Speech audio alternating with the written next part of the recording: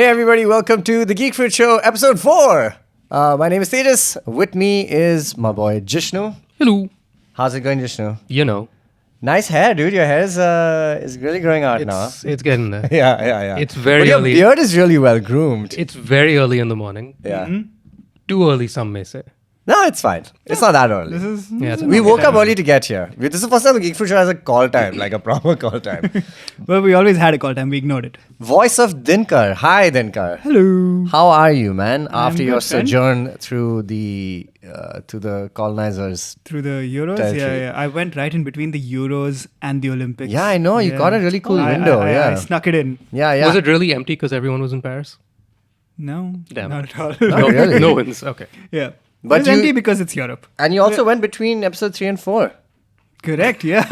Crazy. Two landmark events. All right. So lots actually has happened between episode 3 and 4. So many wild bits of news for us to talk about. So many trailer drops. So many updates to the MCU canon. And of course, a big release in Deadpool and Wolverine, which is what everybody thought was going to be the biggest movie of this year. And it's not. Because it not? Inside Out 2 It's still is the ahead? top of the box Amazing. office. Really? Yeah. And they've like hit $1 billion and they've just done really, really well. So I'm very happy for Pixar. But Deadpool and Wolverine pretty close behind. It's got insane hype around it. And when it dropped, I mean, even the most jaded of us, which was Jishnu and myself, went in thinking, you know what, let's go have a good time for Deadpool and Wolverine. We're not the biggest Deadpool movie fans. No. Yeah, I'm not huge on it. No. Those movies, they're fine. Yeah.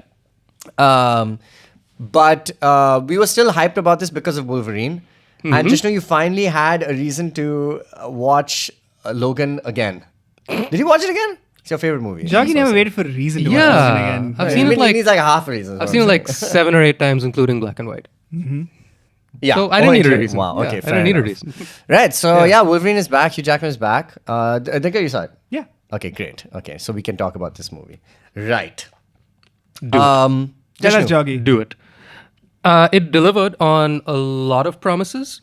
Like they just said, the two of us went in, like we said this out loud as we were in line, that it's not something that we were like consciously thinking of like in the lead up to it, like, you know, your end games and whatnot, where you were just wondering about where it could go. The stakes were really low in that regard. Like I didn't have any like investment in it, but like they just said, it was like, I want this to make me feel good. I want to like, because it's been so long since we've had a really good cinematic experience with an audience for a Marvel movie, because there've just been so many duds lately. So to that end, it delivered because it was fan service up the yin yang. So, you know, everybody wins when you have cameos for days. I have some complicated thoughts, which I thought was actually really well articulated in a IGN review by, I think, Simon Cardy, I read. I love Simon. He's great. Yeah, he had less than nice things to say about it, but I agree with a fair few of his points. Not to say it wasn't a good film, it was really fun. And I think that's kind of what Deadpool's always just wanted to do. Like he's never set out, like those movies have never set out to be more than they are. So to that end, like I'll give it credit where it's due. Like it's doing what it does. Yeah.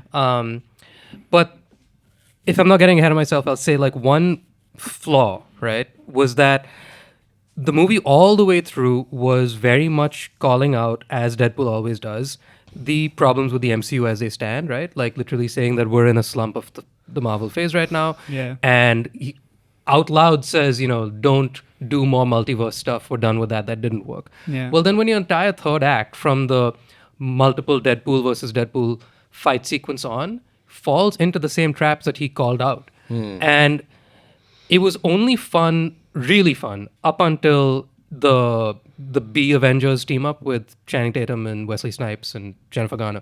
So that was all great. Sorry. You can. You're here. I think Shut up. everyone is spoiling it at this point. Yep, I'm seeing like posts from all the and from the cameo Marvel accounts as actors. well, Yeah. yeah. So it was really great up until that point, but then from that point on, that entire third act, like there was no real stakes in what they were doing. Like I know they market it as like a movie about friendship, and like I love Planes, Trains, and Automobiles as the next guy, but like what a John Hughes film does when you have Steve Martin and John Candy pairing up as an odd couple is that you really care about the state of being for the two of them. Yeah. Deadpool I never cared about to begin with, and this is not our regular. They don't Logan. do anything in this movie that convinces you to care. Yeah, so obviously Hugh Jackman's great. Like I was only a little bit surprised at how compelling his fireside chat with X-23 was, because it's just rehashing the Logan arc again, and it was still great because Hugh Jackman is just that good, Daphne Keane is just that good.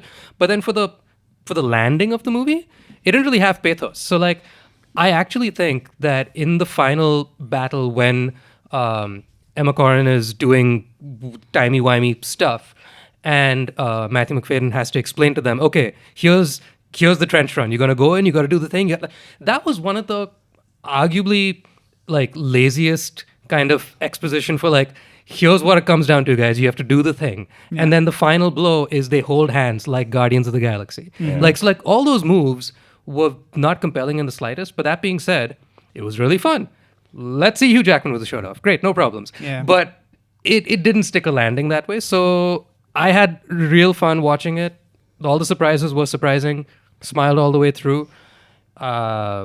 Solid, is the best entry of between the three. Solid like 8 on 10, 7.5 maybe. Wow. The Okay, best cool. Deadpool we've seen so far. Just because of a numbers game. I mean, like it was just entertaining. Like if I had to rewatch something, I would rewatch this one between the three. Sure. Yeah. Interesting. I see. What do you think, T? I have serious issues with this movie, man. I did enjoy it in the theater. I actually saw it twice because I went with my flatmate also. So the Deadpool side of it and the Wolverine side. Yeah, because he's my boy, so we had to go as like bros for it as well. I'm the more I think about this movie, the more I think about how it kind of like shocks you into having fun, and then you're just like, oh yeah, I had so much fun, but then like it all doesn't really amount to much, which is I know I shouldn't be searching for this in the Deadpool movies, but now since he's part of the MCU and you have the opportunity to have Wolverine in your movie, and bring Wolverine back it's not a small thing, like the guy is a legend. He is an anchor being, like he literally made the X-Men movies like last for as long as they did, and literally he died and they stopped making them. So yeah, I just feel like I think he was a little underserved here. He could have done a lot more in the movie. It was really fun. I mean, just read Reddit the whole movie, know. I was talking to my brother about it, and he was just like, yeah, this is what it's like to be in the mind of Ryan Reynolds. I just think like we've been there a lot in the Ryan Reynolds mind. Yeah. And some of the jokes are like top class, like funny jokes. And those jokes I think are the best ones, where those will age really well also. Like when he's like, oh, FYI, your tailor's a predator, but I really, enjoy the new fit. Okay, like all of that is real solid gold. But like a few years down the line, I don't know how some of the jokes are gonna age, especially about the MCU and stuff. It's gonna feel a little odd, maybe little later on. Yeah. But considering that, this the fact that Deadpool is like the character itself, what it did when it was created is doing exactly what it's doing now. It's like being the voice of the generation, especially the generation which is like really like outspoken and nihilist and online. So it's doing that. It's nailing that.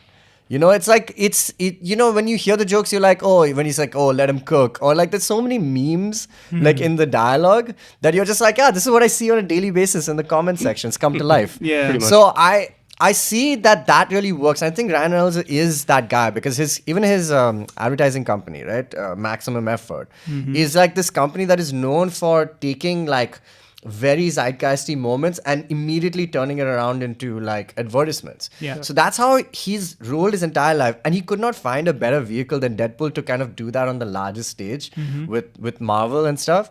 And yeah, I think some of the jokes are great, and but I just think I didn't understand some of the plot.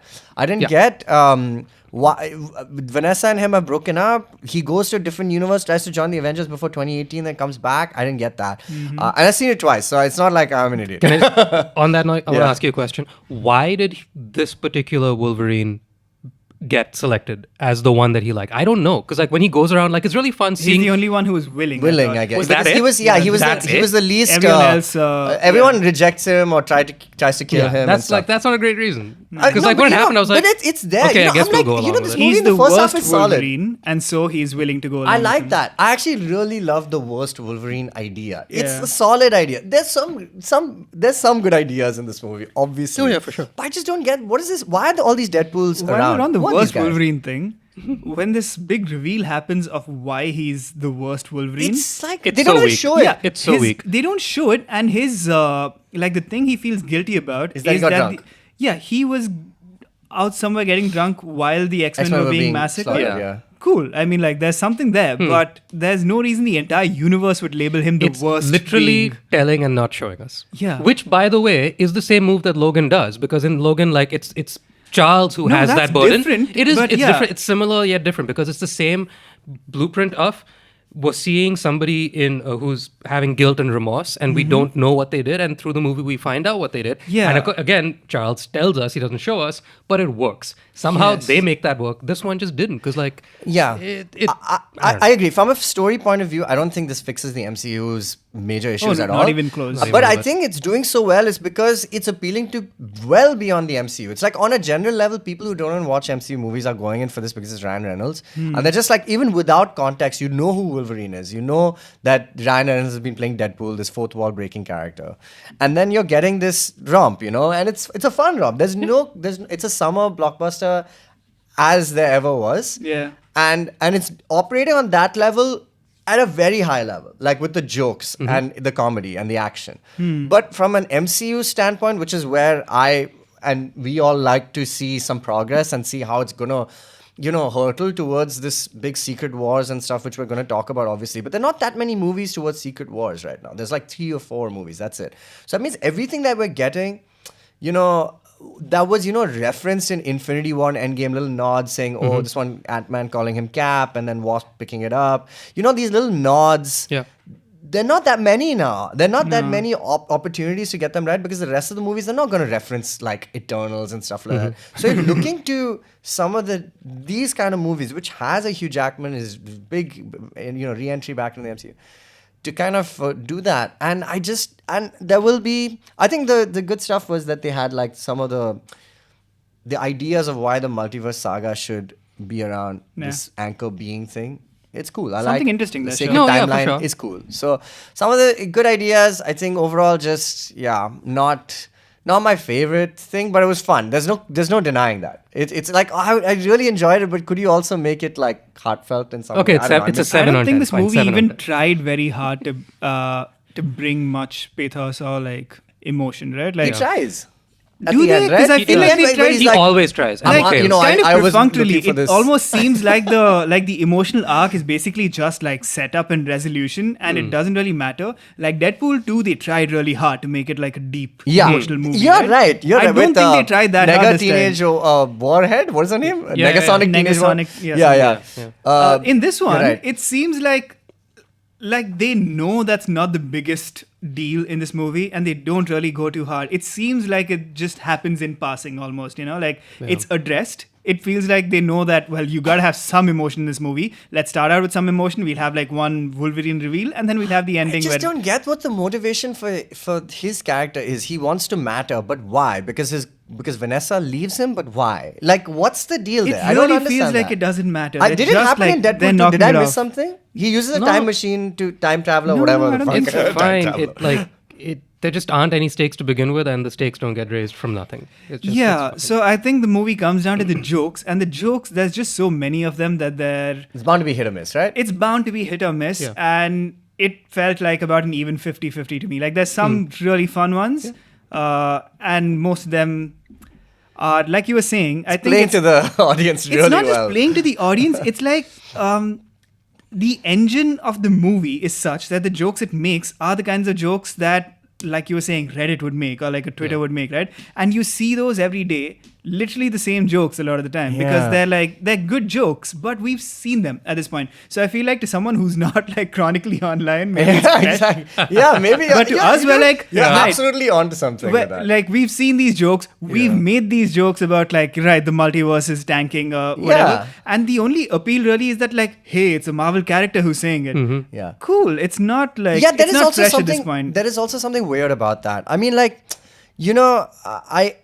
I get that, you're this fourth wall thing. I mean, if you really had balls, you would talk about Kang, right? Like, but they didn't do that. If you really had balls, you would show me the cocaine scene. Don't just talk about it. It's not actually. It's playing. It's very the cute. Joke of that's the one cute. thing he said is off limits. Yeah, it's very cute, but it's not actually. It's playing very cute on the whole. On a whole, Tell me something. So this IGN review that you mentioned, I didn't read the review, but I saw IGN what was post the about score? it, and it got pretty average. I think Yeah. they didn't even completely trash it, but the amount of hate it was getting in Yeah. the comment section was just I people know. freaking IGN. Yeah. But the IGN is they're so inconsistent generally. It's fine. I get it. They are, but it's people basically hating on the review because they're like, how dare you trash Deadpool? Yeah. You don't get it. It's all meta and stuff. The entire ending of She-Hulk. If Deadpool did that, Yeah. people would be losing their minds. They'd be Exactly. like, can you believe Right? he walked into Absolutely. the interface of Disney Plus and stuff? I'm so glad you brought that up because I feel look, Brilliant. self-awareness is not reason enough for something to exist. And that doesn't make it good. Yeah. And so you're absolutely right about She-Hulk. A very okay show. And that ending, I remember, I was very impressed. I enjoyed. If anything, the ending The was ending too much. It was too much, but I way too appreciated much. the swing. I appreciated a tried. good solid. For the ending, you shook things up nicely, and Yeah. it's canon for the character to do these kind of weird things. Yeah. But you save it for the end because you're I need they attempted to make a story that actually was a story that had beats that may have worked sometimes, may not have worked in other times, but at least it was sound. Yeah. With the Deadpool thing, the entire thing is just the ending of She-Hulk, and let's just drag it out for 2 hours. Yeah, what if the ending of She-Hulk was a movie Yeah. and not What much if? else? Yeah. And also yeah. they overdo it with the gags that work also. At this point, a fight scene set to incongruous 80s pop music. Yeah, what? I'm sorry. It's been done. Yeah. I mean, don't know obviously, what's up with Deadpool's this. done it. Yeah. Guardians has done it plenty Yeah. of times. Yeah. So when you see it in this Guard- movie, but it Guardians, feels perfunctory. Guardians does it well. I'm not saying you can't just put an 80s song into it, but I'm just saying But Guardians I knew this writes was it gonna into the happen. plot. Yeah. No, it writes it into the plot with the whole Walkman thing. Exactly. Which is really good. Here it's it just happens. fucking random. And also, it's fine. it happens thrice Yeah. Yeah. to different Yeah. songs. I was like, what? The first time it didn't work in this movie. And then you do it thrice. Yeah, and to be fair, this is not the worst iteration of this. I mean, we have had a Suicide Squad kind of be absolutely Correct. But egregious with that's this kind all of- the more for a movie that's Yeah. so self-aware. Why aren't you aware that you're doing something that's beyond a Because trope at this point? for them, it reaches a point where is this going to work with an audience? I think that is all they look for. Look at the fact definitely that look. what is the joke beyond ha ha, they're fighting to a Madonna song? Cool. Not really a there's no joke. joke. Yeah. That's the movie. That's a movie in a nutshell. Yeah. Look at the fact that they brought Avril Lavigne out for the red carpet premiere, advertising the fact that her song is in the movie. Yeah. Right? Now, Right, her it's song... it's there for 2 seconds. Exactly. Now, I love Avril Lavigne. I was really excited at this notion because, great. She's Yeah. let's go. Let's play a great song, and I assumed would have had an action sequence. In fact, it wasn't. They're just driving in a car, and the song is playing. Yeah, why Fine. is she in Nothing the- wrong with that. But here's the thing. Are like you being said, ironic or do Limbo. we like Avril Lavigne? Be No. honest. I'm I'm asking Ryan Reynolds. I love Avril Lavigne as well. Yes. Yeah, That's yeah. a banger song. But that's the thing. Marvel have had pop music since day one, right?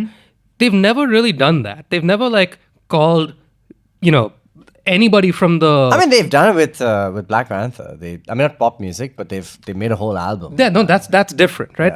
That's making new music for the thing. Yeah, When the they've best done album. this whole thing of bringing in old music back just for nostalgia's sake, Yeah. that's perfectly well and good. I think that's just a shining example of the Ryan Reynolds marketing brain of Yeah. I have a product, how can I sell it? That's really all I care about. Yeah, there's a Is the Wrexham sell- Deadpool as well in this movie. Yeah, it's I just want to sell. I don't really care what I'm selling. Yeah. He's At the good end at of the it. day. There's no question. He's really right? great He's at really selling. If good you at it. had the balls, stop using Avril Lavigne ironically during an emotional scene and set a fight scene to Skater Boy. Yeah. And lean into it. Be cool. Say, this is a banger, so we're going to fight to it. Yeah. Now we're talking. If you go we're going to use I'm With You in a cheesy moment and we're winking at the camera going ha ha, it's Avril Lavigne. Get it? Not cool. I knew we were going to convince Respect ourselves our to girlfriend. like this movie less. No, I already knew I liked this movie less. That's why it's good to watch it in the theater. It's good to watch it in the theater and not reflect on it. But I'm that's not what I go to Marvel movies for. I want them to kind of progress the plot for the saga they're in. I really do enjoy that kind of stuff. You know, and I think anyway, the point is, I think there are some good things in this movie we should also talk about, because it's not fair to only just lambast. Yeah, I mean, these are Ryan Reynolds' sense of humor. Yeah, these are These things are that are outtakes that we slightly want- annoying, but yeah. overall, I still enjoyed the movie. And I think it's also about Ryan Reynolds. It's like about how much you like him as an actor, Yeah. right? Like this whole thing kind of hinges on that. And really, I'm- how much you like him as Ryan Reynolds, Yeah. not even as an That's actor. yeah. It's like Harrison Ford or Chris Pratt or whatever. You just cast them for who they are in life, right? And he's obviously a screenwriter credited on the film. So it's fine. Let's move on from that. Let's talk about stuff we liked in the movie. I did have a question about this one though. I really like Deadpool in the comics, I love Deadpool which in is the the comics. the same He's amazing. shtick. He's amazing. Like the same I like fourth wall Deadpool, but breaking, before he was self-aware famous, stuff. that's The all I same, wanna say. yeah, kind of. But the same meta jokes that Deadpool makes in the comics work so well, and they're hit or miss in the movies. And I was just thinking to myself, why? Is it just because there's too much of it? No, I don't know. I think Or I it's feel like it's in- an over deployment of Ryan Reynolds. I think that Yeah. is the problem, Perhaps. right? Like, have you seen this movie? Little lesser known, The Adam Project, which came out on No. Netflix. Okay, so Ryan Reynolds No playing an interest. action hero Huh. in that. Sure. He's still Ryan Reynolds, but it's so like reined in that he's so likable in that Yeah. movie, and that movie is a really nice movie. I just feel like Was it also Sean Levy? it may well. No, be. was that Fall Guy? No. Free Guy. Free Guy, sorry. Fall Guy Free was Guy. this year, yeah. Yeah, I just wish that, we had a little more. But, he's a merc with the mouth, and he is talking a lot in this I think movie. my favorite Yeah. jokes in the movie and maybe in the comics also are like when the meta stuff is an aside and not like the whole point. Like my favorite joke in this movie Yeah. was when they're in the wasteland or whatever, and Emma Corrin says like, "Allia's gonna get you," and he goes like, "Alliath from Loki. Loki season 1 episode 5," and I was like, amazing. Yeah, great it's joke. just like a quick passing joke. Yeah. So funny. Yeah. You're not like turning to the camera and going like, "Get it? I'm talking about the TV show." Yeah. And I'm a guy from the movie. What? Yeah, That said- I agree. I also did like literally looking at the camera, smile, wink, and just saying the proposal. I Yes. didn't like that a lot. I- I didn't like that. But it's still like it's a small moment. Yeah. And I'll Quick enough. I'll yeah, let but I that was just go. like, all right, sure. Okay, anyway, I really want to I talk think about that's, Wolverine. that's late enough into the movie that it was like Fair, fatiguing. okay, yeah. But what did we like about this movie? Then? I think Hugh Jackman is just so good. He's just kind of proved that he's so difficult to replace. That's the problem. Like, Yeah. I mean, even with Henry Cavill being in this, like, who I just never thought of as Wolverine. I didn't know it was making the rumors or whatever, but I looked at him. I was like, I don't want this Wolverine. I want my Wolverine, Yeah. dog. I want Hugh Jackman.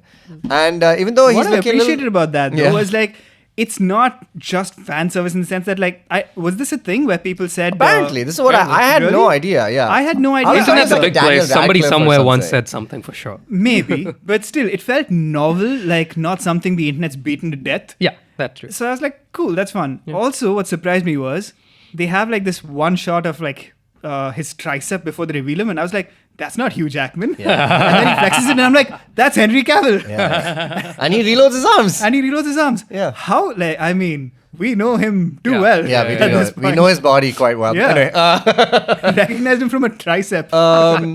right. So, what did we like about it? Yeah, Hugh Jackman is incredible.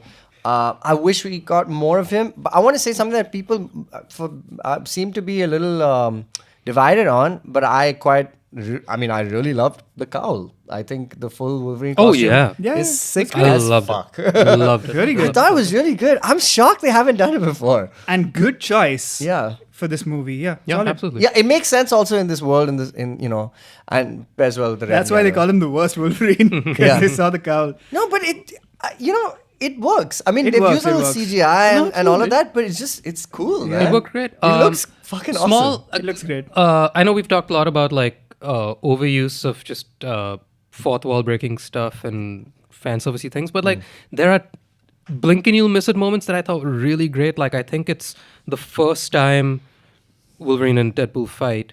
You get to see Wolverine for like a hot second as he like runs towards him Yeah. in the classic like Berserker. Yeah. on the like four limbed kind of thing. I Great. thought- I was like, why haven't they done like it's so simple? Like, Because you just, he's really tall though. Like that's the thing. He's Probably, like like, he's takes kind a of lot out of awkwardly it- out of tall. him to do that. Is he? Yeah, he's like 6 something, right? And, That's the and gag, Wolverine right? is supposed to be Yeah. like a Yeah. Wolverine, a real Wolverine. He's like a little yeah. scary. So I appreciated the gag of the small Wolverine. was cool. too. No, Like yeah. that was great. Like awesome. I All liked for that. I liked all of that. Yeah. I like the The orange cameos, suit. I The orange like, suit, I was like, maybe you should have just put him in that. He looked Yeah, fucking looked great, great, in that. looked great. all the cameos were actually pretty solid. Like, And they Oh, were yeah. absolutely cynical on as point. we are, I still enjoyed them. Yeah. The Chris Evans one, the gag. Oh, the first of all, cameos. Yeah, top notch. I was thinking about the alternate Wolverines. I like Oh, those. okay. Yeah. Those Those two. were also Those great. were also Yeah. great. But like Everything. all the actors who just popped in, all great. Clearly, all enjoying themselves. Yeah. Wesley Snipes.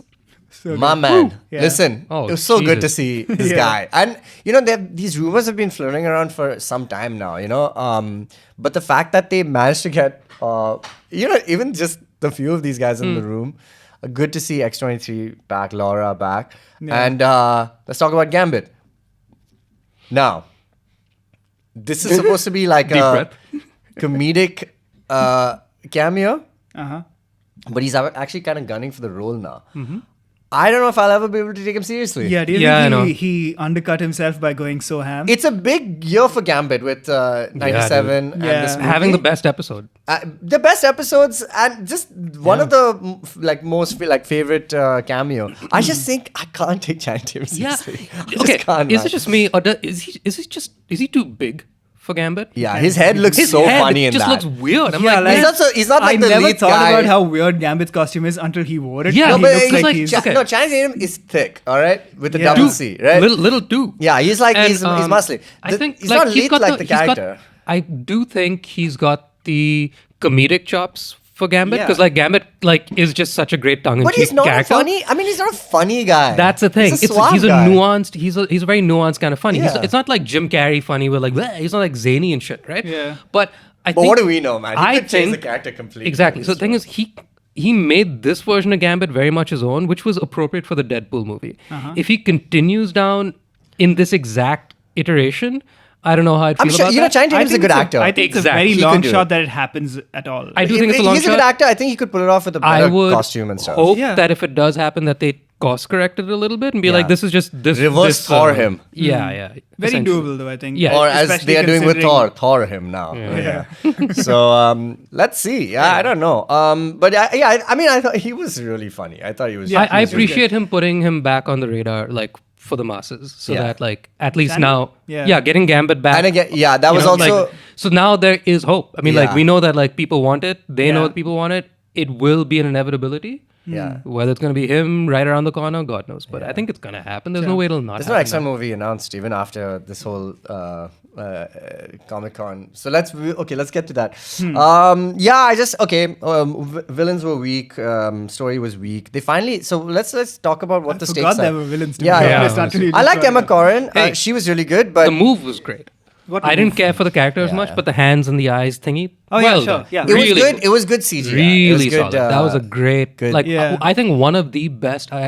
Super Kudos probably one of the best The only things thing that I a could villain think of does is when her in a long fingers came time. out of his nose. I was like, doesn't she have boogers on them now? Yeah. It's weird. Anyway, so at the end of this movie, he returns back to the Fox timeline. They don't destroy it.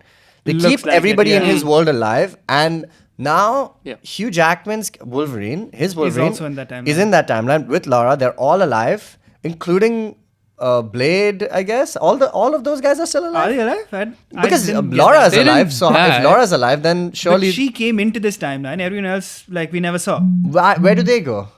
We don't know. Maybe they perish. Maybe, but they haven't spoken about it. So Well, you wouldn't want to show it because after those, Yeah. after they've been around, you don't want to show Jennifer Garner dying, I suppose. yeah, I guess. Fair enough. So I hope maybe Laura survives, right? So she comes Perhaps, back into that yeah. timeline. I think they So learned that's from where- Multiverse of Madness. Don't bring the guy and then just kill him. Yeah. Yeah, exactly. So these guys are around, and that's where it stands. So I think basically when we get to Secret Wars, they'll probably import them Yeah. into that one world, and Perhaps. then that's it. Okay, cool. So that's so not really any addition in terms of any great stakes, anything that have changed in in the world of the MCU, but that's Yeah. about it. So he is not Jesus. He's oh god, I couldn't stand that. Anyway, whatever. I didn't even get why that was a recurring joke. Like, Yeah. has someone else said it? Like, it felt like he was referencing something. What? He's referencing Jesus?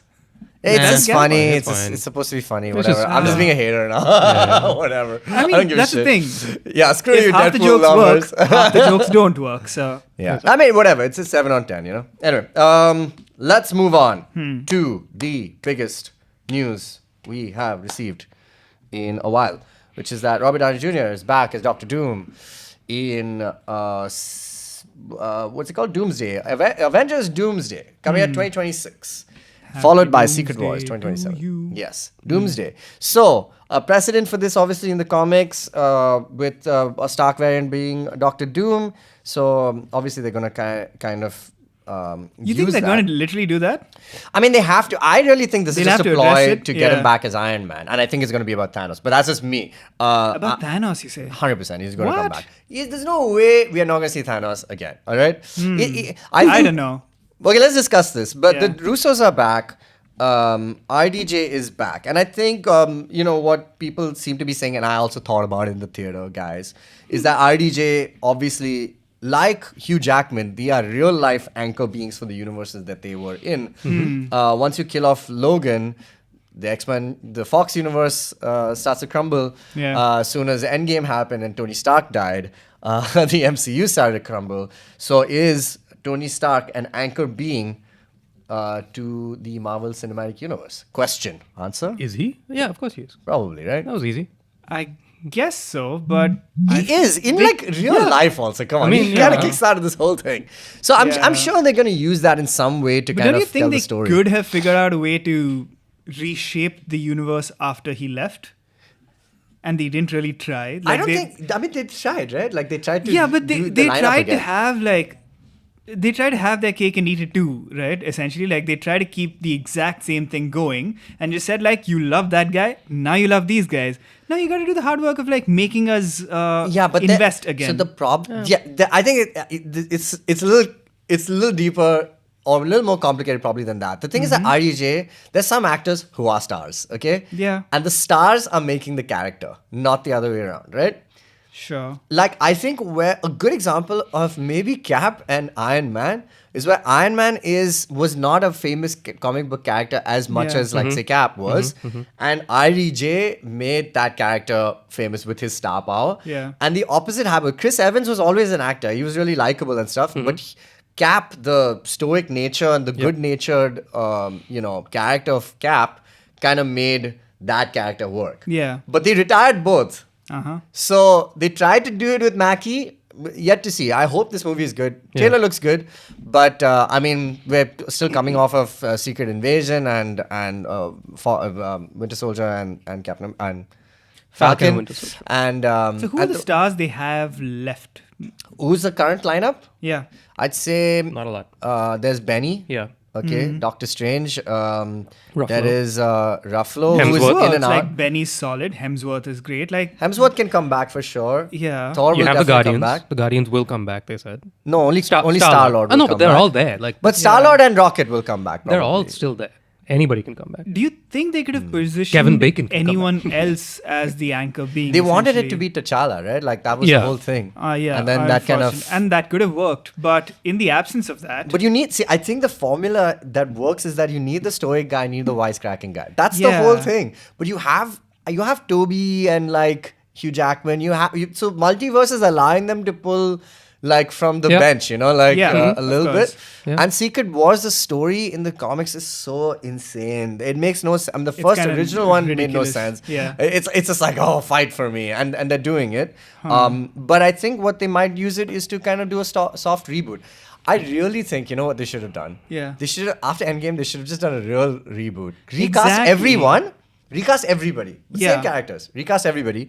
And then when you get to Secret Wars, then you pull from both universes. That's an and actual that would Secret seem Wars. interesting. But right now it's like, okay, we're pulling That's it the thing. from... I know, feel like they pulling at wanted to change things up without really changing things up. And that's the problem. Like, RDJ has to leave. Chris Evans has to leave. Fine, let them go. But you've kept Hemsworth and you're not using him, but also you're trying to get people to care about Mackie. It doesn't, like commit to the bit, which they didn't really No, do. but they have to. Unfortunately, like the one thing they committed to was Kang.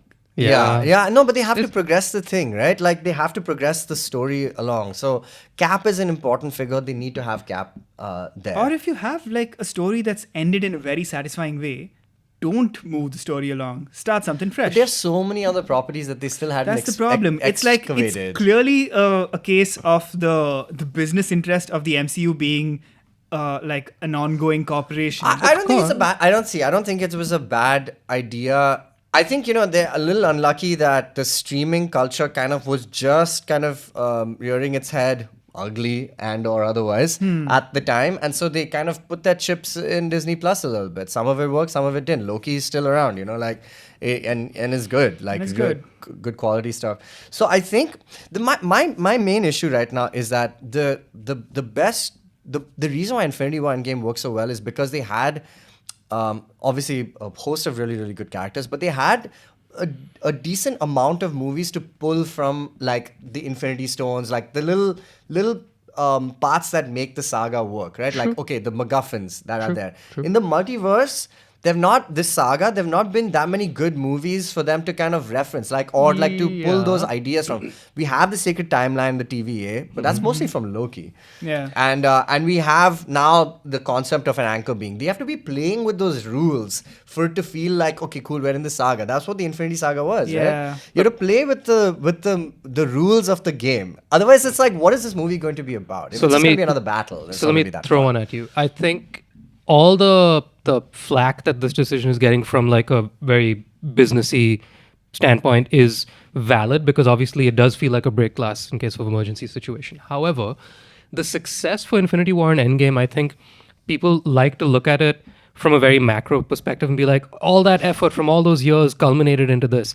I really don't think so. I feel like they were making it up as they went along just as much as they are right now. So true. Yeah. And I remain optimistic about not the fact that RDJ is back, but because of the fact that McFeely is writing it again. And he was part of the duos that wrote all the Cap movies leading into Infinity and Endgame, right? Now, these guys single-handedly changed the entire, like, how should I put it, just cinematic approach to storytelling with Winter Soldier. Like, you just didn't think that the Marvel was doing quote-unquote adultish kind of stories at all, right? And then they just really threw a curveball, and then everybody like fell head over heels. And now all the biggest wins have been those kind of movies that have like real pathos to them.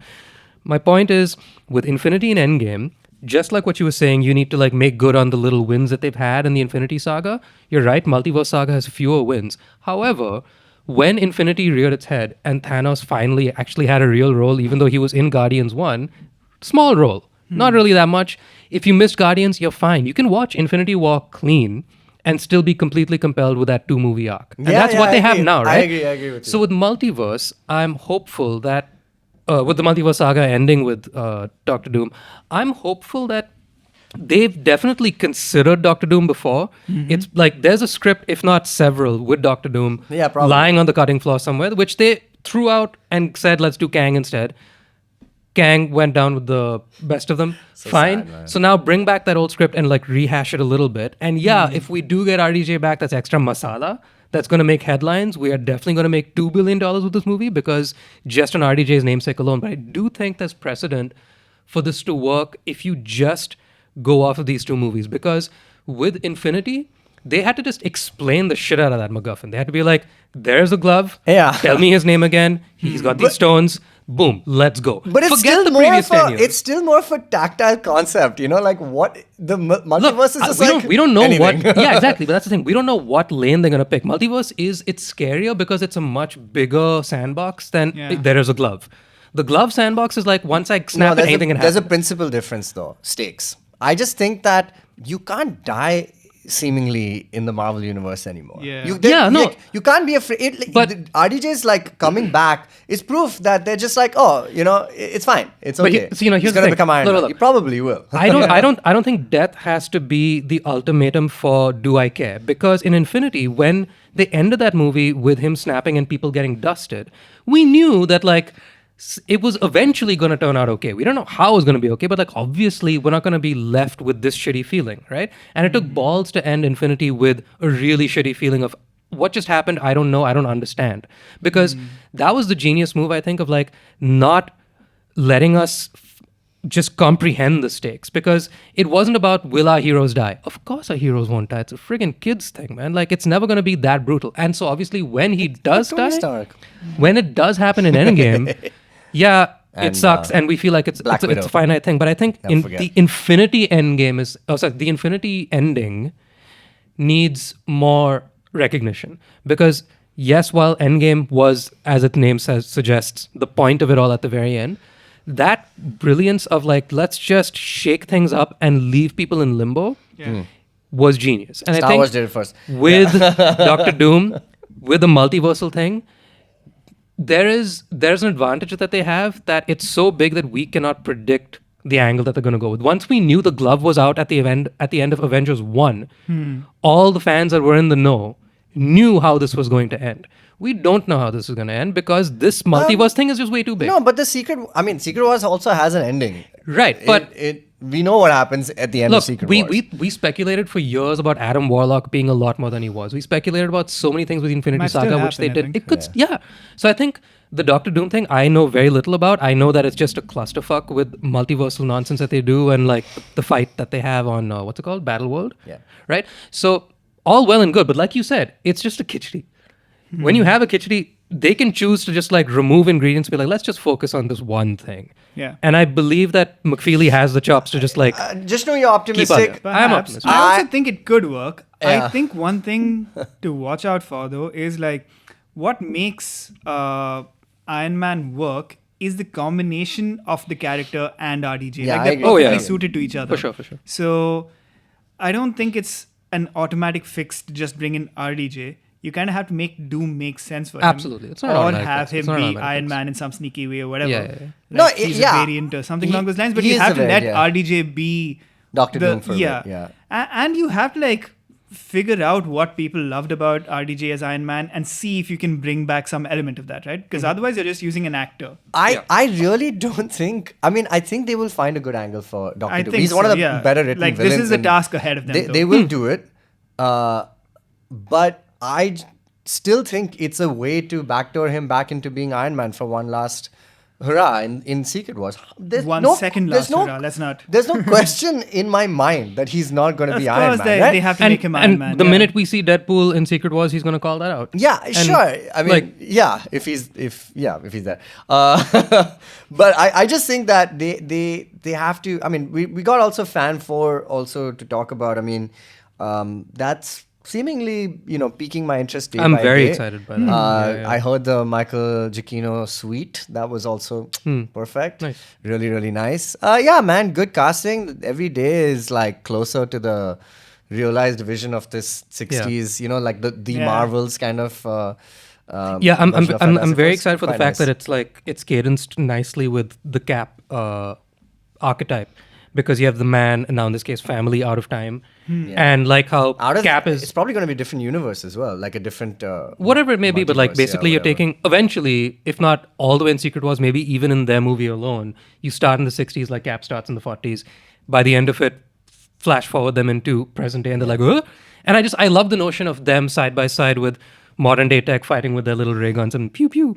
I love that, and I like the fact that we don't have Tony anymore, but we have Reed Richards, right? So like he could, and our boy Pedro can definitely stick the landing as being both Cap and Tony in that regard. He's like sure. he's the smartest man, and he's also like a father figure. And you got Ben. You got cousin. What's Yeah. not to love? No, I'm really excited Except, about it. like, I all mean- of them are good. Should be a big dude. No, small dude becomes big. He becomes like with it's usually like It's a gonna big be dude CGI, who remains man. big but just becomes like wall like. It's gonna be CGI. Yeah, it's gonna be it's CGI. fine. It's just his voice, man. Yeah. Yeah, that's gonna be the best part. So we got that.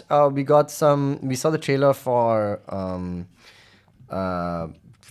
the Captain America: Brave New World with Harrison Ford as the Red Hulk. I still can't believe that's even a thing. I'm- he's 80 years old, this guy. Why is Harrison Ford He not doesn't chilling need out? any of No, this. I am so happy that it took him 80 years to start enjoying himself. No, he's Like, still not he's enjoying fun- himself. Sorry. No, Did you dude, see that did you interview? See him It at, was did you so see him funny. at STCC? Yeah, but did you see that interview? He's yucking it up with the best of them. He was I yucking think it up at he's, Dial of Destiny also. I'll say Yeah, this, right? Like it's fine, like- the internet knows he loves Indiana Jones more than he loves Yes, Star Wars and that's or fine. any of this shit. Nothing wrong So with it's that. Fine. Look, the man has earned the ability to do whatever the hell he wants. It's just that course. Ryan Reynolds has been doing whatever the hell he wants way too soon, so we got tired of him before he even started. Harrison Ford put the time in and was grumpy because he was like, I don't... and now he's like, listen, I'm going to die any day now. Let me enjoy my life while I can. Let me become the Hulk. I'll Let's- become the grumpiest man around. He always has Yeah. done whatever he wants. No. Including like crashing his plane like 80 times or whatever. Okay, anyway, the point is that No, like he got pigeonholed in the 90s into being basically the president, and now he's like, oh, you want me to be the president? I'll show you the friggin' president. Does it seem like what he's I mean? enjoying himself though? I do think I he's mean, enjoying like- himself. I don't know. he I don't has know to be, anymore. because He's doing no shows one's like making him he's do doing this shows stuff. like Shrinking for another season. I can he's see doing him this enjoying again. himself there. Like Yeah. he clearly like really likes I it think he and likes wants to do acting a that. lot. I think he likes acting. Yeah. I swear to God. I don't even think it's fame. No, You a lot of think it's people because- like Can you name- RDJ, one second, RDJ and stuff enjoy the fame part of it also. Yeah, I'm not yeah, saying he yeah. doesn't like the acting. I mean, it took him an Oscar and now he's back in the MCU, right? Hmm. So but I'm saying Harrison Ford is like somebody asked him, oh, who, you know, what was that ET interview where they said, who would handle snakes better, the Hulk or Indy? No, what was the other character he asked? Something else. And he's just like, I treat these questions with a great amount of respect. And what something else where he's like, I don't give a shit. Basically, he's like, and so respectfully, I don't give a fuck. Basically, is what he told that guy. And like this guy, he doesn't give a fuck about all this shit. He doesn't care about the PR. The press junkets are what we consider the fun part of these things. No. I don't think he's into that. He likes No. SCCC. I'm with you. One shot. Yeah. He's done. He's not that kind of guy he's the antithesis of Mark Hamill, who will like give the fans Everything. everything they could ever possibly I want think and more. Harrison Ford hates nerds. So you're not way off with that, but I do think that he's now at a point where he's like, look, if I play this role, it's not as big a commitment as like being Indiana Jones, where I'm on set every day for 180 days, right? And when he does get to play regular man in this movie, he's like, it's just me and Anthony Mackie yucking it up, doing our thing. He gets to play the archetype of president that he's done so well throughout his entire career. He's like, this is an old shoe for me. And I just have to come in. He's like, Mark Ruffalo, give me the cliff notes on how to do this. I'll be there for like however many 5 days and do my... He didn't ask Mark Ruffalo Yeah, for he didn't give a advice. He's shit. like- Mark Ruffalo volunteered it. Yeah. He Dude, volunteered and- it. He probably Harrison Ford probably went like, wait, I'm the Hulk. He'll find out in the movie. Look, I think he's having a whale of a time doing I hope less so. with For more. his sake, of course, I hope. Doing more Harrison with less. I'm sure rather. he is More with because less. again, no one is making him do this. He Yeah, clearly wants to. exactly. But okay, speculation about his motives aside, are we excited? Yeah, I am. Yeah. Actually, you I know, think it's Look, cool. I I'm maybe have one of the few who always- likes Anthony Mackie Exactly. as I have- Captain America. Like, I think he's cool. especially after the show, for how the show was, no problems at all with Anthony Mackie. Yeah, I think he's a solid he guy. is I love him. I really love him. He's Like- funny and he's cool. He's cool as shit. I think he's cool. yeah. And I think Harrison Ford is someone who has the ability to come in at any stage and become the anchor being. yeah, absolutely. Like, he walks in and you're He like, dies. Oh god, cool. the universe is collapsing. Yeah. Yeah, no, I mean, he's the anchor being for Hollywood, basically. He may be the most famous actor ever. Like, anyway, he's Oh, just... really? Yeah, I think he's just done the he's most... the anchor being for Hollywood Homicide. Yeah. Starring him and, And, Josh Hartnett, I want to say. who's killing it right now. Yeah. Yeah. And quite literally in Trap. So that is what we kind of have gone over. There was a little bit about Thunderbolts, which I'm shocked is still happening. Yeah. But yeah, it seems to be good. It's got Florence and our boy Sebastian Stan. So that's also good. Julia Louis-Dreyfus. What else we got? Should be using Julia Louis-Dreyfus more. Yeah. She finally seems will. to be having a whale of a time. That I Yeah, will tell you. clearly. She's having a whale of a time, but she's literally done like a day per movie. So I don't know how much time it is that she's having a whale with. She's having a whale You know what I mean? all the way to the bank. She's having a whale of a week, best. Agatha all along. They did a live musical performance Right. at D23. D23 basically this year was just more of the same with STCC. Yeah. With just a couple of extra song and dance, quite literally. What do you think, Agatha? Again, it's one of those shows like Echo that we didn't really need or ask for. No fan was really clamoring for this. Yeah. But everyone did enjoy Agatha and the character in WandaVision, which now just seems like an entire lifetime ago, right? But she's good. And I just don't know what they. Yeah, she's. I just don't know what the story is. Yeah, Is it going to be like Bewitched or Charmed or Supernatural? But I hope for the so, MCU, because it needs something like that. it needs something really, I'm hoping for really Hocus fresh. Pocus. Yeah. I think Me that's Batman kind of wasn't. it. Yeah. But it's got Aubrey Plaza in it, who we all love. She's And great. very natural casting. Yeah.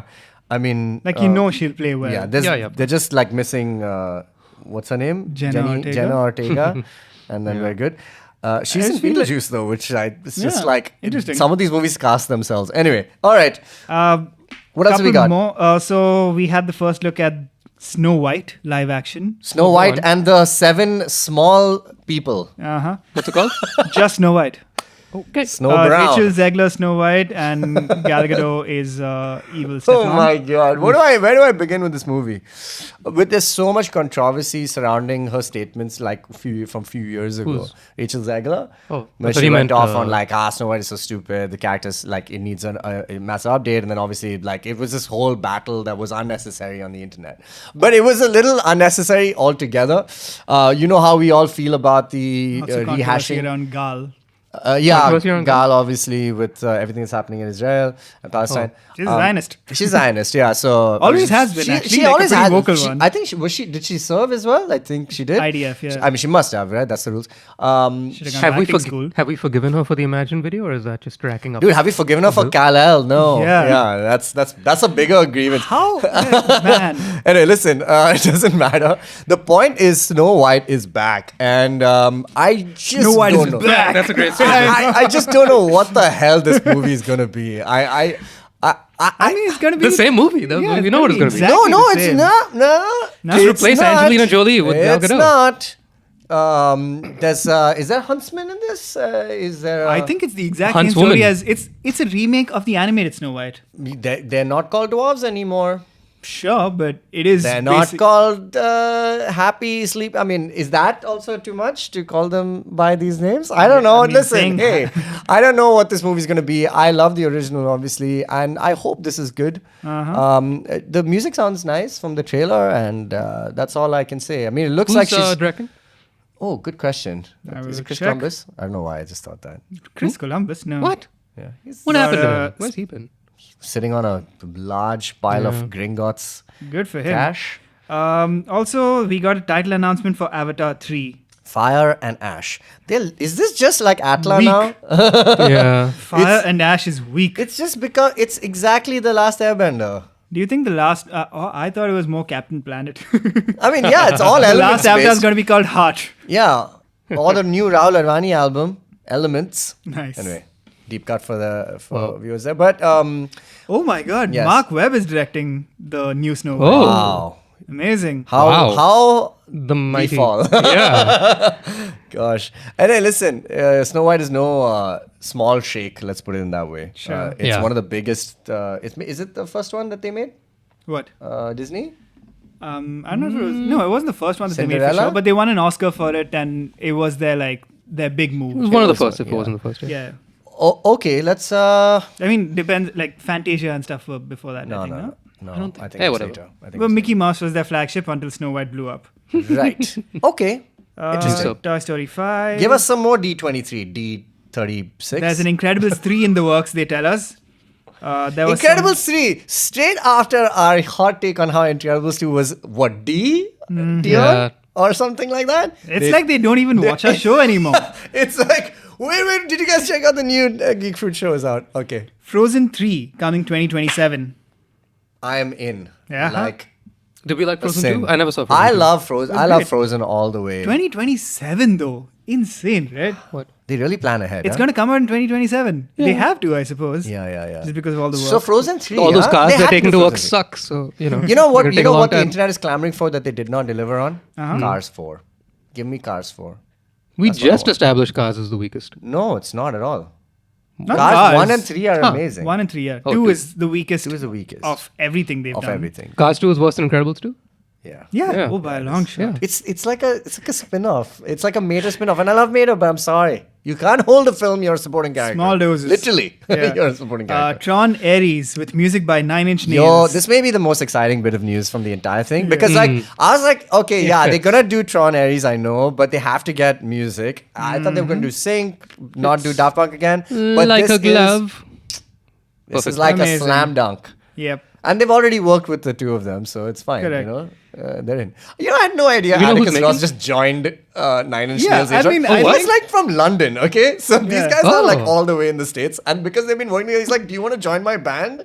And he was like, I mean, "Cool." because Nine Inch Nails is basically Trent Reznor Yeah. at this point. Always was, Yeah. but I mean, I don't know It's if his that's like a vehicle, functioning yeah. band. I'm and he does so convinced- much stuff with Atticus that he's like, Yeah, cool. At some point, we are Nine Inch Nails. At some point, like like accidentally BCC'd Atticus on some like Nine Inch Nails stuff, or like he's got project files from a hard drive that he didn't realize. I left that hard drive because we were sharing some projects. He's Yeah. like, oh, you basically have my stuff. or one of the At one one of the point, you points. just go like, we are Nine Inch Nails. Dude, Like, I just think one of the bits of music that they were making for Soul went too hard, and they were like, maybe we'll just keep this for another project. But anyway, I guess that's amazing. Nine Inch Nails. Who would have thunk? when I saw Machine Gun Kelly, he tried to make it like the band was called Machine Gun Kelly. So after every song, he goes like, "We are Machine Gun Kelly." And the band is like at the back. This way. Yeah, it's like, why not? And after that, he was like, "Actually, I'm MGK now." Oh But god. that's what Trent Reznor's doing. Right. Yeah, that's the. Even I though- mean, the other announcements were like some teasers from Daredevil Born Again. I am excited from about one Moana thing. 2. Yeah, Moana 2, I saw the trailer. Was Yeah. nice. A lot of footage we haven't seen. Apparently, there was footage shown from the Mandalorian movie. Yeah, Oh, Mando wow. Grogu. I did like one bit of news, which is Pixar's first Disney Plus series, like their long format series. Like, I think, it's for Disney Plus, called Win or Lose. And I think it's Yeah. about baseball, but it seems to be more than that. Like the trailer looks incredible. And it's Like, a spin off of the Inside Out universe. Is it? Apparently, yeah. Wow. Oh, okay. Then So I think it's the outside part. outside in. Okay. I don't think that. Like, I think they're just taking the characters Yeah. and making a movie about their Are you exterior sure? life. That's what it says Oh. here. But it looks awesome. I mean, that trailer does look like fantastic. And I'm excited to see a Pixar dedicated show, not like a spin-off show. Like this is like an original idea, though it seems like I it's mean, not a this- spin-off. this is basically yeah, Monsters but having universe, said that, but I whatever. didn't see anything Actually, like wait. that. I'm getting this from Kotaku. Which I is a don't- reputed source. But their this blurb is kind of really weird. It looks like a modern CGI twist on The Sandlot. What? Yeah, and also they're saying it's a movie. Is it a movie? I thought it was No, a it's a series. series. Okay, Kotaku's off their rocker. Okay, so I stand by it. I think Win or Lose is going to be quite interesting. Yeah. Any other highlights? No, we those move are the key points from D23. Okay. Okay. You said there was some Mando and Grogu stuff as well. Apparently, they showed some footage from the film. Wow. So they Which is already, not out on like- the internet yet, so must be like very early. But Yeah, they do yeah. this a lot at D23 where they They show do, you they- stuff and then don't release it on the internet. Yeah, Yeah. they don't. Yeah. And Disney, man, somehow it does not leak. Yeah. Incredible. They're a tight ship, yeah. Yeah. Okay, so segue directly from that Star Wars news into more Star Wars, which is we haven't really talked about the Acolyte. Let us talk in. Let's get talking. Okay, this was very, very weird and divisive on the internet as far as the Reddit threads go. But the Acolyte, new original show set in the High Republic or post High Republic era, 100 years before the prequels, 100 years before Ki Adi Mundi in the Jedi Council says, well, we've not heard about the Sith in 1,000 years, etc. And we get a host of new characters, some who are awesome, some All new less so. characters, no? Yeah, pretty much everybody, literally everybody. except for the last shot of the whole show, which we'll get to. Right. But Dinkar, you've not seen the whole thing. No. You've seen enough for me to do my Master Saul impression. Yes. Do you find that whenever I speak, I love how beautifully racist I and feel awesome it is. like I am out of breath? Because that is just the way we speak. Can I say gravitas. something? Do you Really remember that slow. scene from A Temple of Doom where Indiana Jones is looking for, the what do they call the thuggy cult kind of thing? And there's a guy who says, "Don't go up there, da da da." And then in the behind the scenes Indiana Jones footage, they say, "Oh, this guy actually didn't know English. He was just like mimicking the sounds." That's what I felt was happening throughout Saul's entire delivery. He doesn't know English that well. He learned English floored by just for this show. Yeah. I was looking for that, and I didn't get a glimmer. I of agree. any- I agree. But that's what I kept thinking, that this guy, he's learnt it. Like, he understands what he's saying. But he's kind of learnt it like specifically for this. Yeah. And he's then adding like depths to this character, which I thought were fucking incredible. Very good. I thought I couldn't love somebody more than like Hugh Jackman and Logan. I am beside myself in love with this man. Really? He's so good. He's so good. He's very good, but yeah. Like, he is amazing. Logan levels for you, Jaggi? Yeah, No, dude, honestly, he's not had enough just screen him. time. I'm not saying the show, but him. He's Just not had what enough he can screen do. time. Okay, makes sense. But he does have the depth, I think. Oh my god. Therein lies the problem of how we talk about this show, because Dinkar hasn't seen it. No, spoil it. It's cool. I'm good with it. Right. So Show better stand on its own merits. So the show, Dinkar, you have to finish watching it. Of course I will. Okay.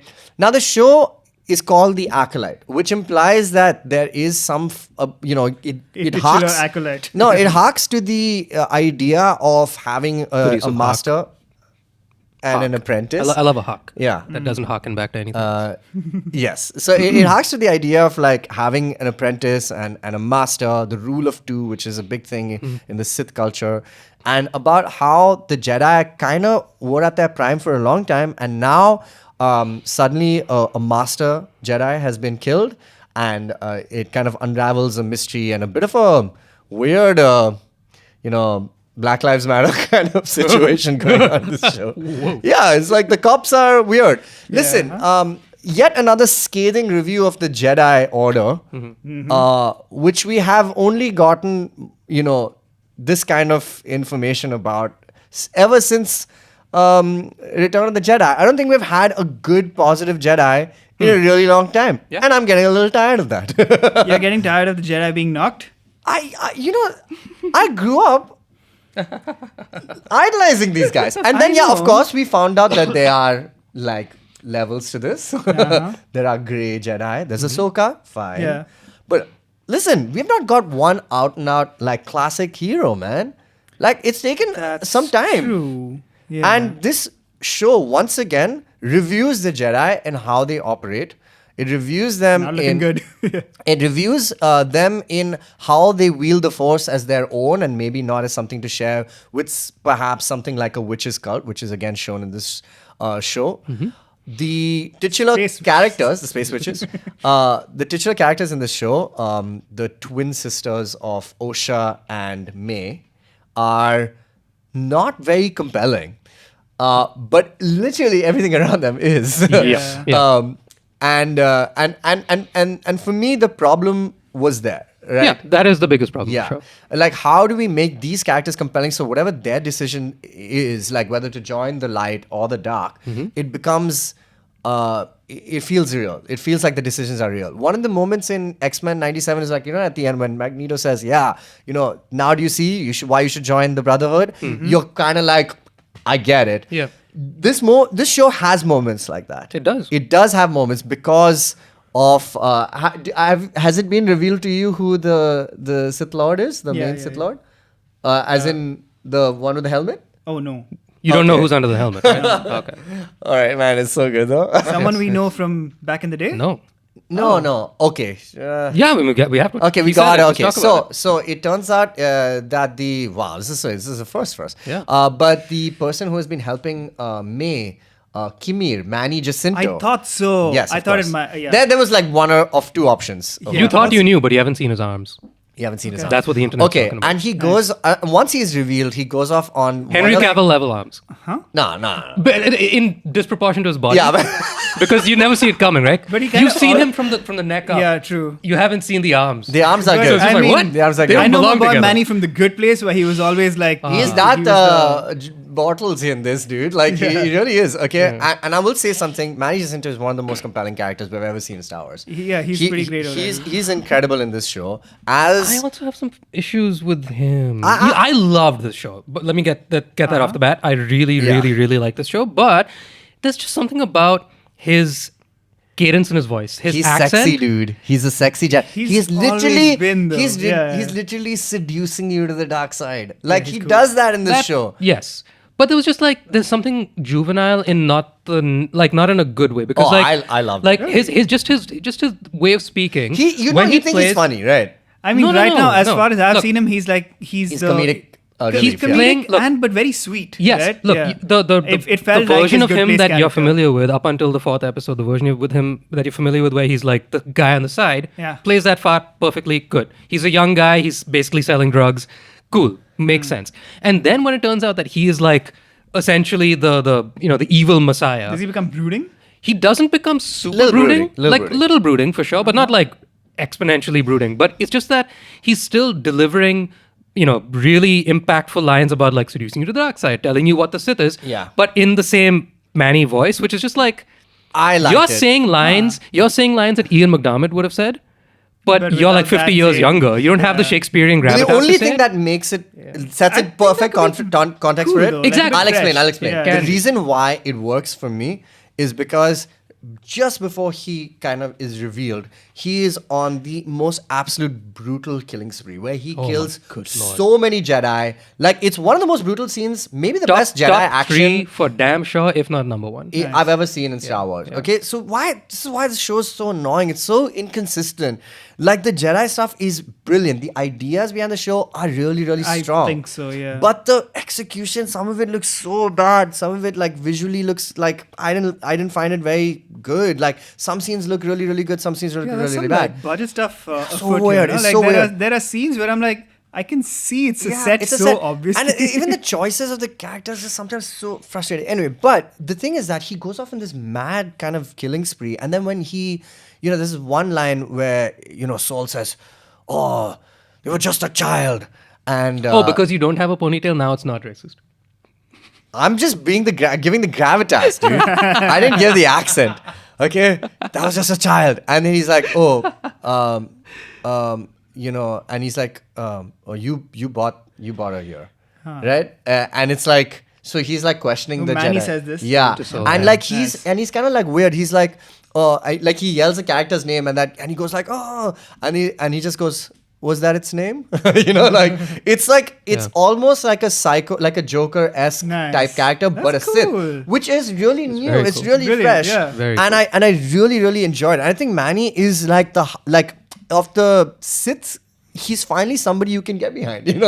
He's like a young, interesting like character. What Kylo Ren could have been. Kylo is awesome. I love Kylo. No. I don't mean like Kylo Ren is bad. It feels like an alternate version of Kylo Ren. Yeah. Right? Like take a all new mode all the brooding of like Kylo, wash that away. So much personality. and Just so much personality. Very nice. So he plays really well off of This actually Soul. makes me more excited to watch the show. It's been fine so far. It feels inconsistent and it remains like so. the build to the ideas is not like paying off yet. Dinkar, there are like 3 great episodes in this show, and everything else is pretty up and down.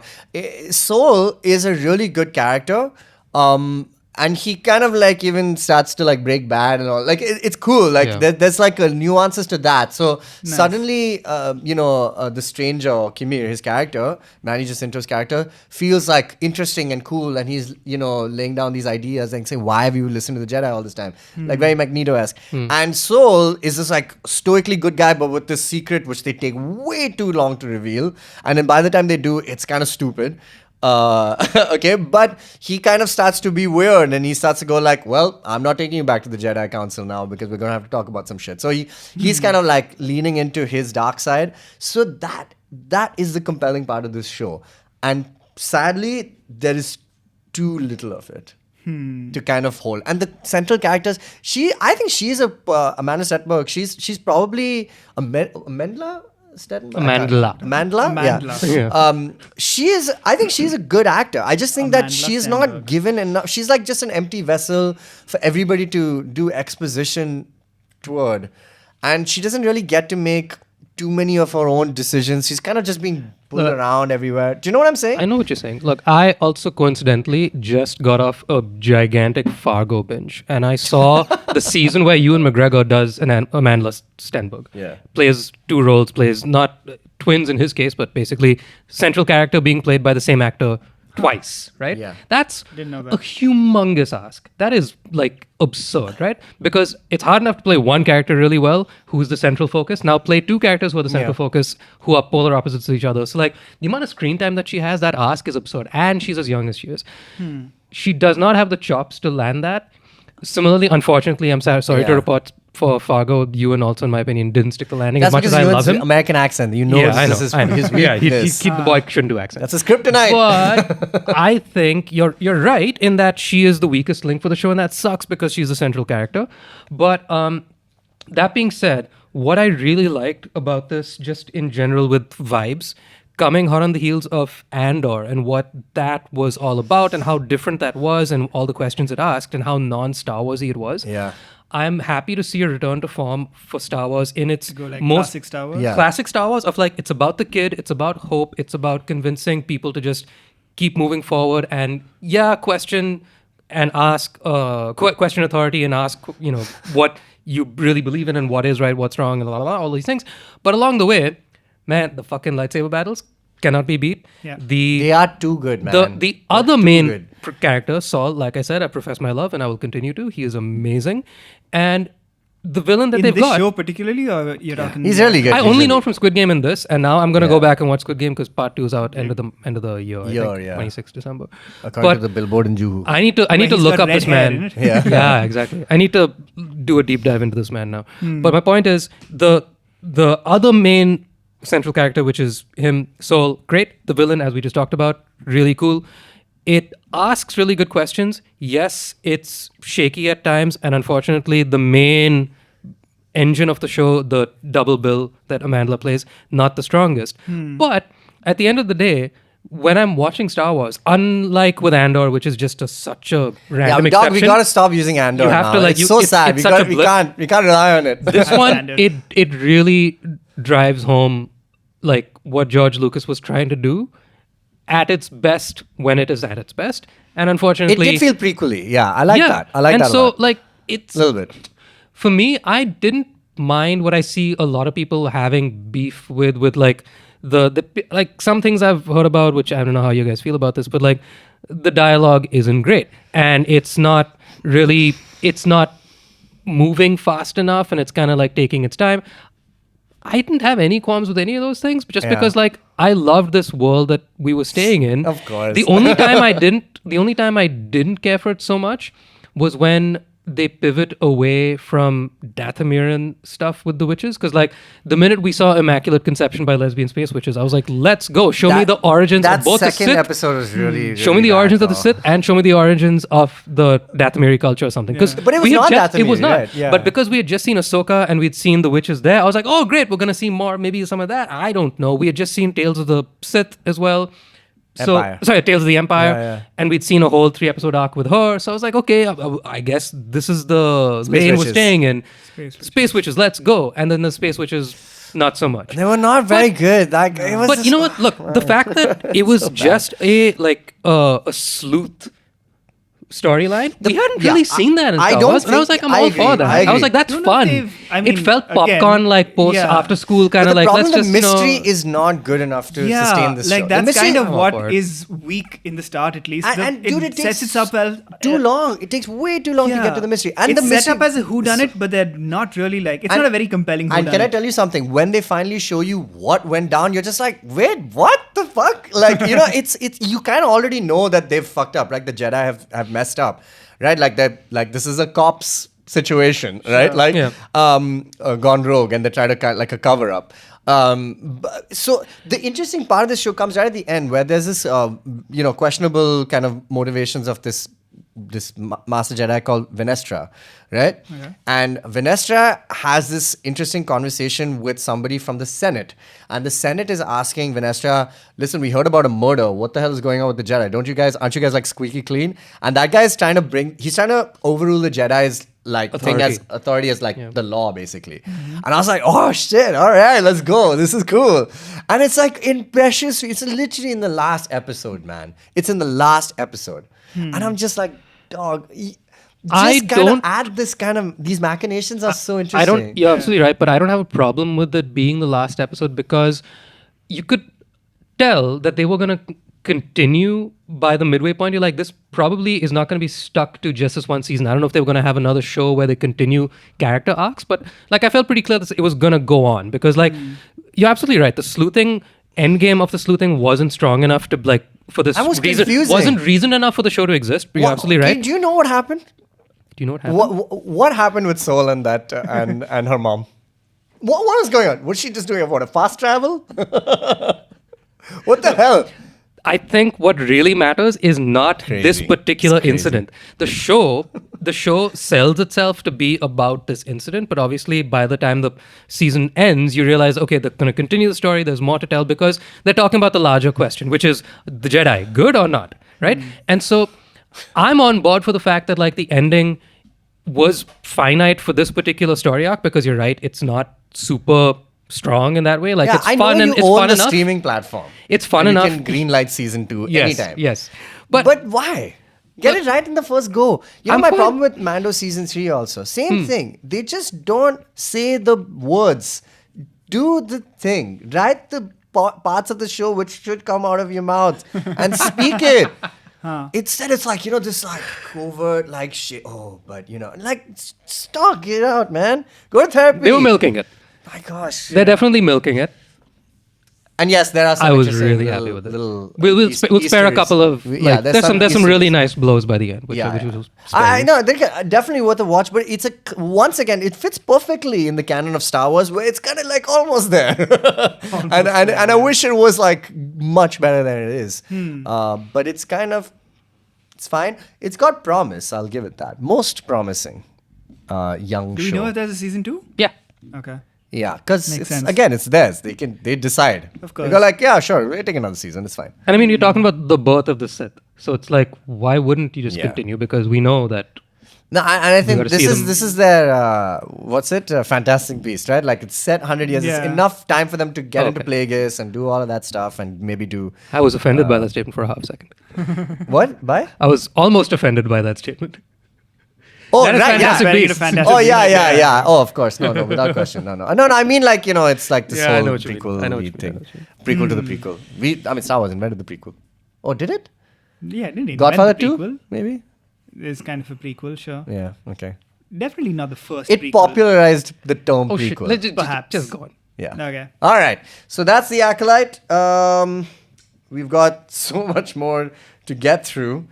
Let's move on to some. Okay, actually, last bit of Star Wars. Did you see the thing for Skeleton Crew? No, I didn't yet. So Jude Law is Yeah. is a Jedi. Right. Yeah. Jedi Law. Jedi. What Law. color? We didn't see. He just Okay. used the No. Force in Okay. that little Yeah. bit of. What? How many fingers? He's just like. he's the first Jedi with that receding hairline. One of the best uses of force in a fight scene in Amazing. Acolyte. Yeah. Oh yeah. Because dude, just you fight always scenes, ask forget this it. question in the back of your head whenever there's a Jedi doing any kind of fight. Just use force, Force man. it. Yeah.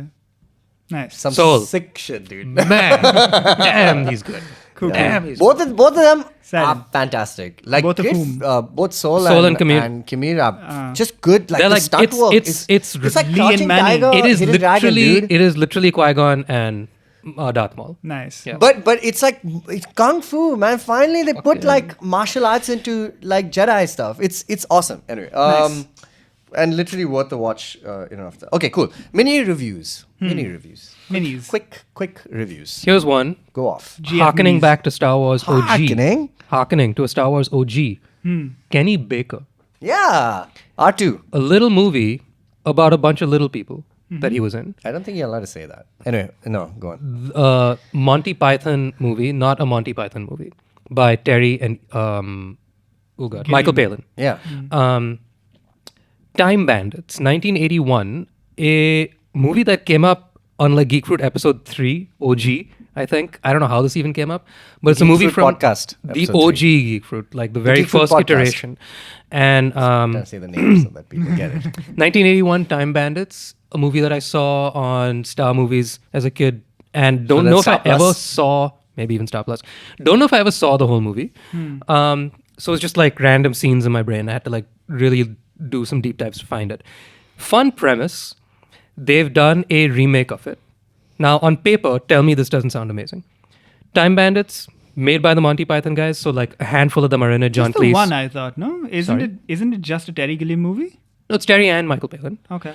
Or maybe one But of them it's not directed. very, It's like- written by the two of them. It's not very Monty Python-esque. Ish. Ish, So perhaps. it obviously it gets Pythonier, but like clearly you can see it in there because the premise is really fun. It's just a sketch that they've just extrapolated into a movie, which is for no reason whatsoever, just like Narnia. Little kid, bedroom, opens the cupboard, there's a portal. Except in this case, the portal. Space Narnia. It's who's the kid and the dog? Sherman and Peabody? Yeah. Yeah, it's Sherman and Peabody, Correct, basically. So in this case, the portal opens and 7 little dudes, including Kenny Baker, walk in, and the kid's like, "What the hell?" And these guys are like, "We have a map of like space and time, and we're gonna go running around trying to find and steal things rather. Except we have to get the hell out of here because the supreme being is chasing after us. So basically, God is like, "You stole my map," and these little guys are like, "We're the time bandits. We're gonna go steal stuff." So they take the kid along, and then they go on a romp through space and time, and like you just hit all the mainstays of like this era, that age, Stone Age, this thing, that thing, all lots of Nice. fun. So it's a bunch of little people and a kid, including Kenny Baker, and they're doing what they do, and you'll meet John Cleese, and you'll meet Terry and Michael and Jishnu, the gang. you love all this stuff. Did you saw Hocus Pocus and all that Of stuff course. as well, right? Yeah, yeah. You said- Jishnu is Jishnu the biggest nostalgia merchant out of the three of us? Of course. Yeah, he must be, right? Why is that a question worth No, I asking? just saying. So Great. I love that he watches it. So here's the thing. Classic. It sucks. Oh no, the new one. On No, paper, the old one. On paper, this sounds great. You think I would love it, right? It sucks. It's a bad movie. It's really long, and unfortunately, I don't know what they were doing. The ending is the most. What's the word? Oh, damn. Tell us what the word is like. It's like basically. Sounds like. It's completely. Inane. No. Basically, the point is the kid hates being at home because his parents are really shitty and they yell at him, and it's a very simple 2-dimensional relationship. At the end, when he makes it safely home, his house gets blown to pieces and his parents die, and the movie ends there. Wow, it's like a Roald Dahl book or something. It's just brutal. It's like there's no like kumbaya of any kind. There's no like we were in it together all along. The happiness was inside. Anticlimax? Not anti-climax. It ends and it's brutal. It's just like forgivingness.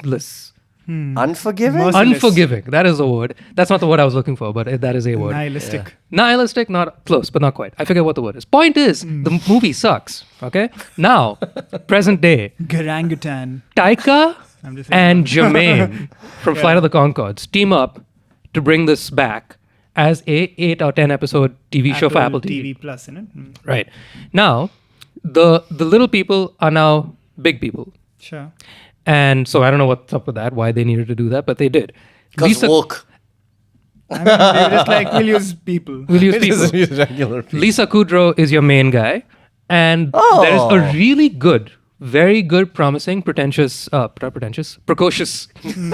Same thing, as far as I'm concerned. kind of thing, precocious kid who is the precocious kid.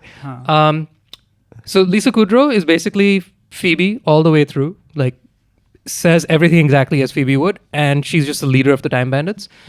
And they've, like I said, that 2-hour movie sucked and it was way too long. Now they've extrapolated it into a 6-hour And it doesn't TV suck. show, and it sucks more. What? Why are you telling us this It then? feels like, so I saw the trailer for it, and it It's is terrible. Yeah. It's really bad. Very, Well, Apple God usually has I bangers. know. Some shots. I was very Apple has happy. I was bangers. optimistic. So 'cause, is like, Taika the new M. Night Shyamalan? I feel like from the trailer, it seems very in Jermaine the is mold of in like it. a Taika and Jermaine is playing so there's God and there's devil, right? In the original, God is just like he's Zordon, he's just a head, Right. and the devil is somebody, and he's just like he looks like Sauron, but shittier. And in this one, you have God played by like an Taika eye. because why wouldn't he? And you have Jermaine playing the devil. The devil. Jermaine, all the jokes land. Taika, most of the jokes land. They have like 2 seconds of screen time per episode at best, and the rest of the time it's the time bandits romping like, hey, there's a How's dinosaur. Lisa? Perfectly fine, but it's like I've been there for 10 years in Friends. So like, what I is don't this need show about, if not It's about... the same, it's the same fucking thing? They've just made it a little more woke. Did you watch the whole show? It's not over yet. It's week by week. I'm about 5 episodes in. Put yourself out of the misery. I dog. know. I hate myself. Look, You're such a it glutton. has. I keep getting them mixed up. Is it Moffat or Gatiss? Who plays? Gatiss. Sherlock. Gatiss? Mycroft. Yeah. So Mycroft is in it. So that's kind of fun. He shows up for one episode. The guy who I love, the guy who I love I from have my Chernobyl, issues with, the guy who I love from Chernobyl, the guy with the funny voice. I He's not love him. Famin or Ah. that I guy. love him. I forget. He's in it. He plays the sheriff of Nottingham. So like random stuff that on paper should be good. No, I don't know what they're doing, and it's just long and Ah, yes. painful. And I'm Charlene here to Yee give is in it. the public a warning. This is my PSA. Do not watch Time Bandits once or twice. Either of Amazing. them. We could have spoken about... I'm done. But okay. That was that. The kid's name is Cal El Tuck. He's great.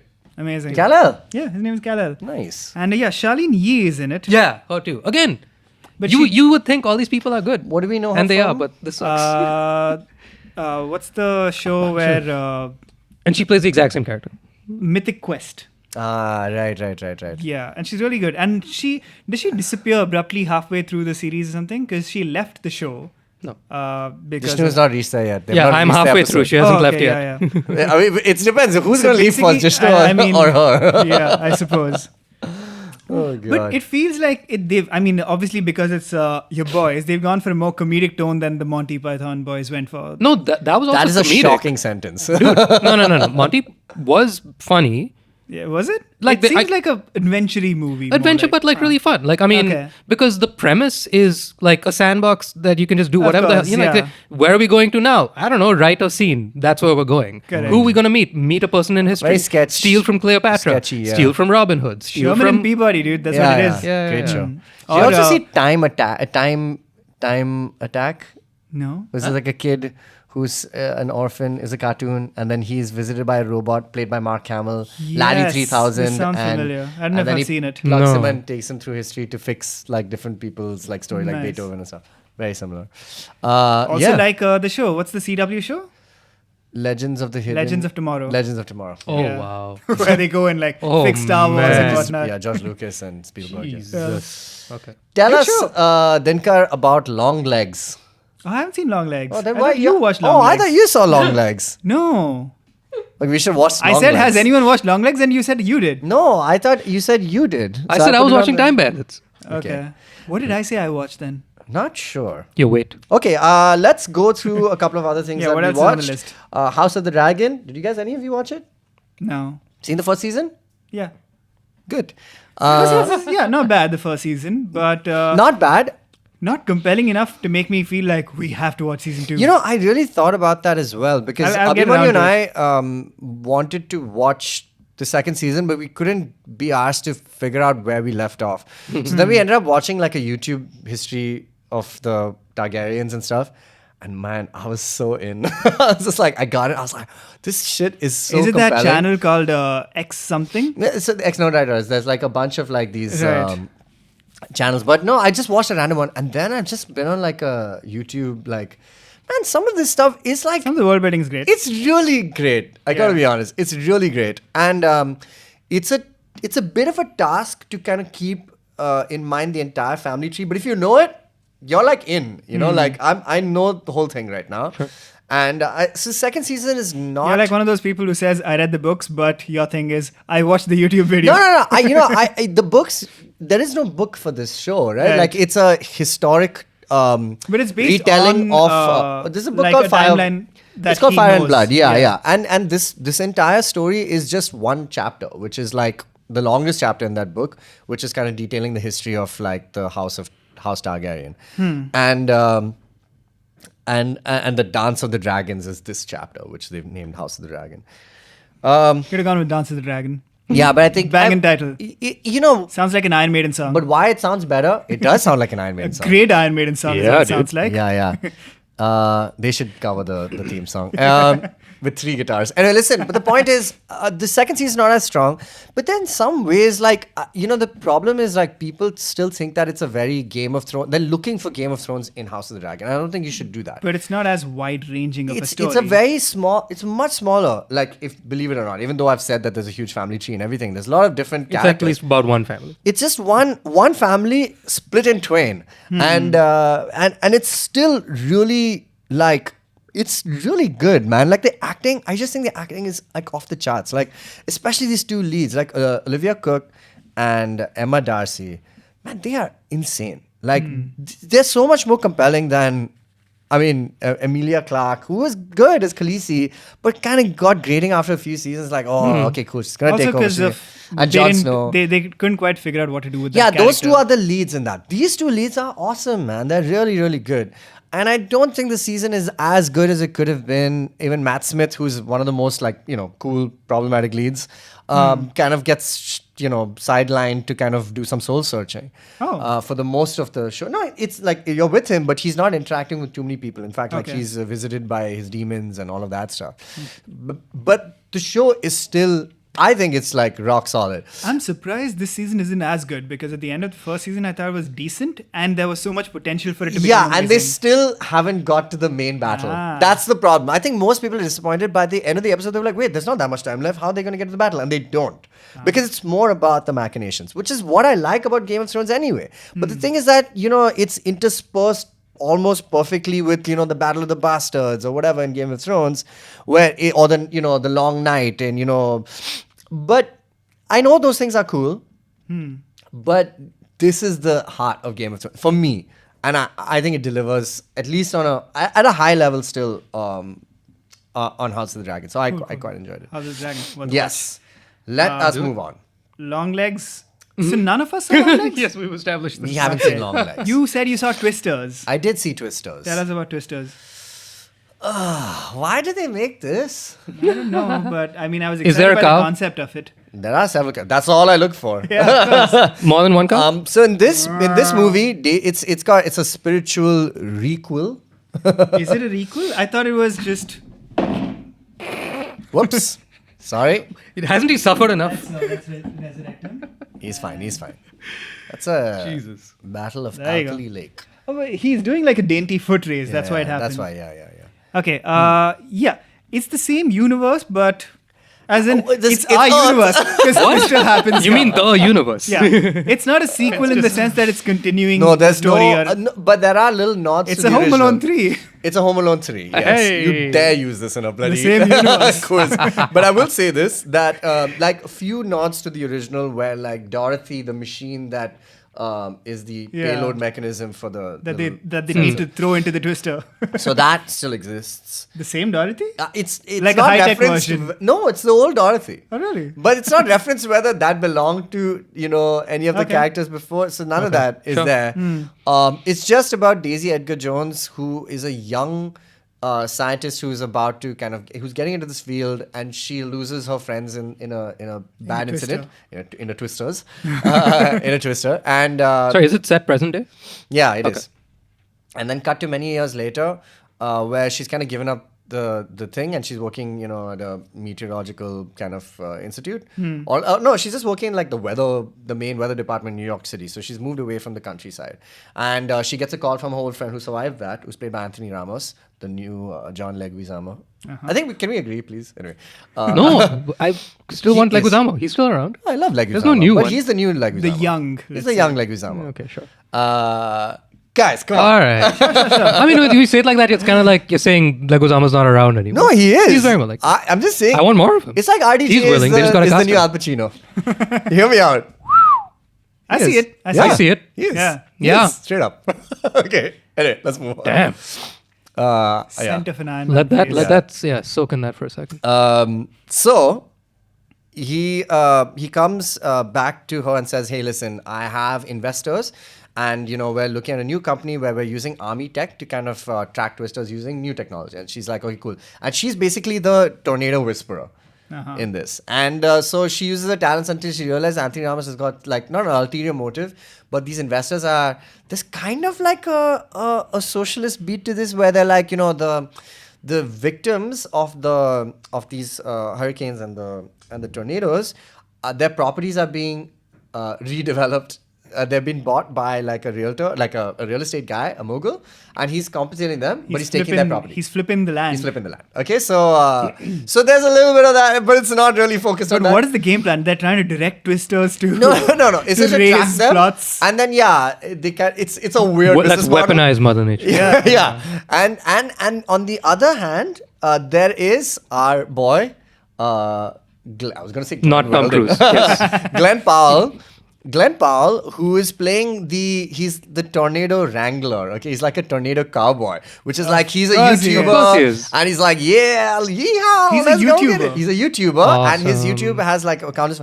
But it turns out he's also like, there's like it's so heavy-handed, where like his team are like these rowdy, and you like don't like them at first. They're very he's obnoxious. chasing down a twister and he looks to camera and goes like, now let me tell you about Squarespace. Yeah, it's something like that. And then one of his, they all come off as this obnoxious lot who Daisy Edgar Jones is like, oh, you guys gonna me, and they like little square off. And then later on, like a tornado is hit, like hits a town, and Anthony Ramos's team goes to kind of secure some property. And meanwhile, one of the team members of the Glenn team goes and says, here's some food for you. And then she's like, oh, aren't you going to sell it to me like your merch? She's like, oh no, this money goes to the people.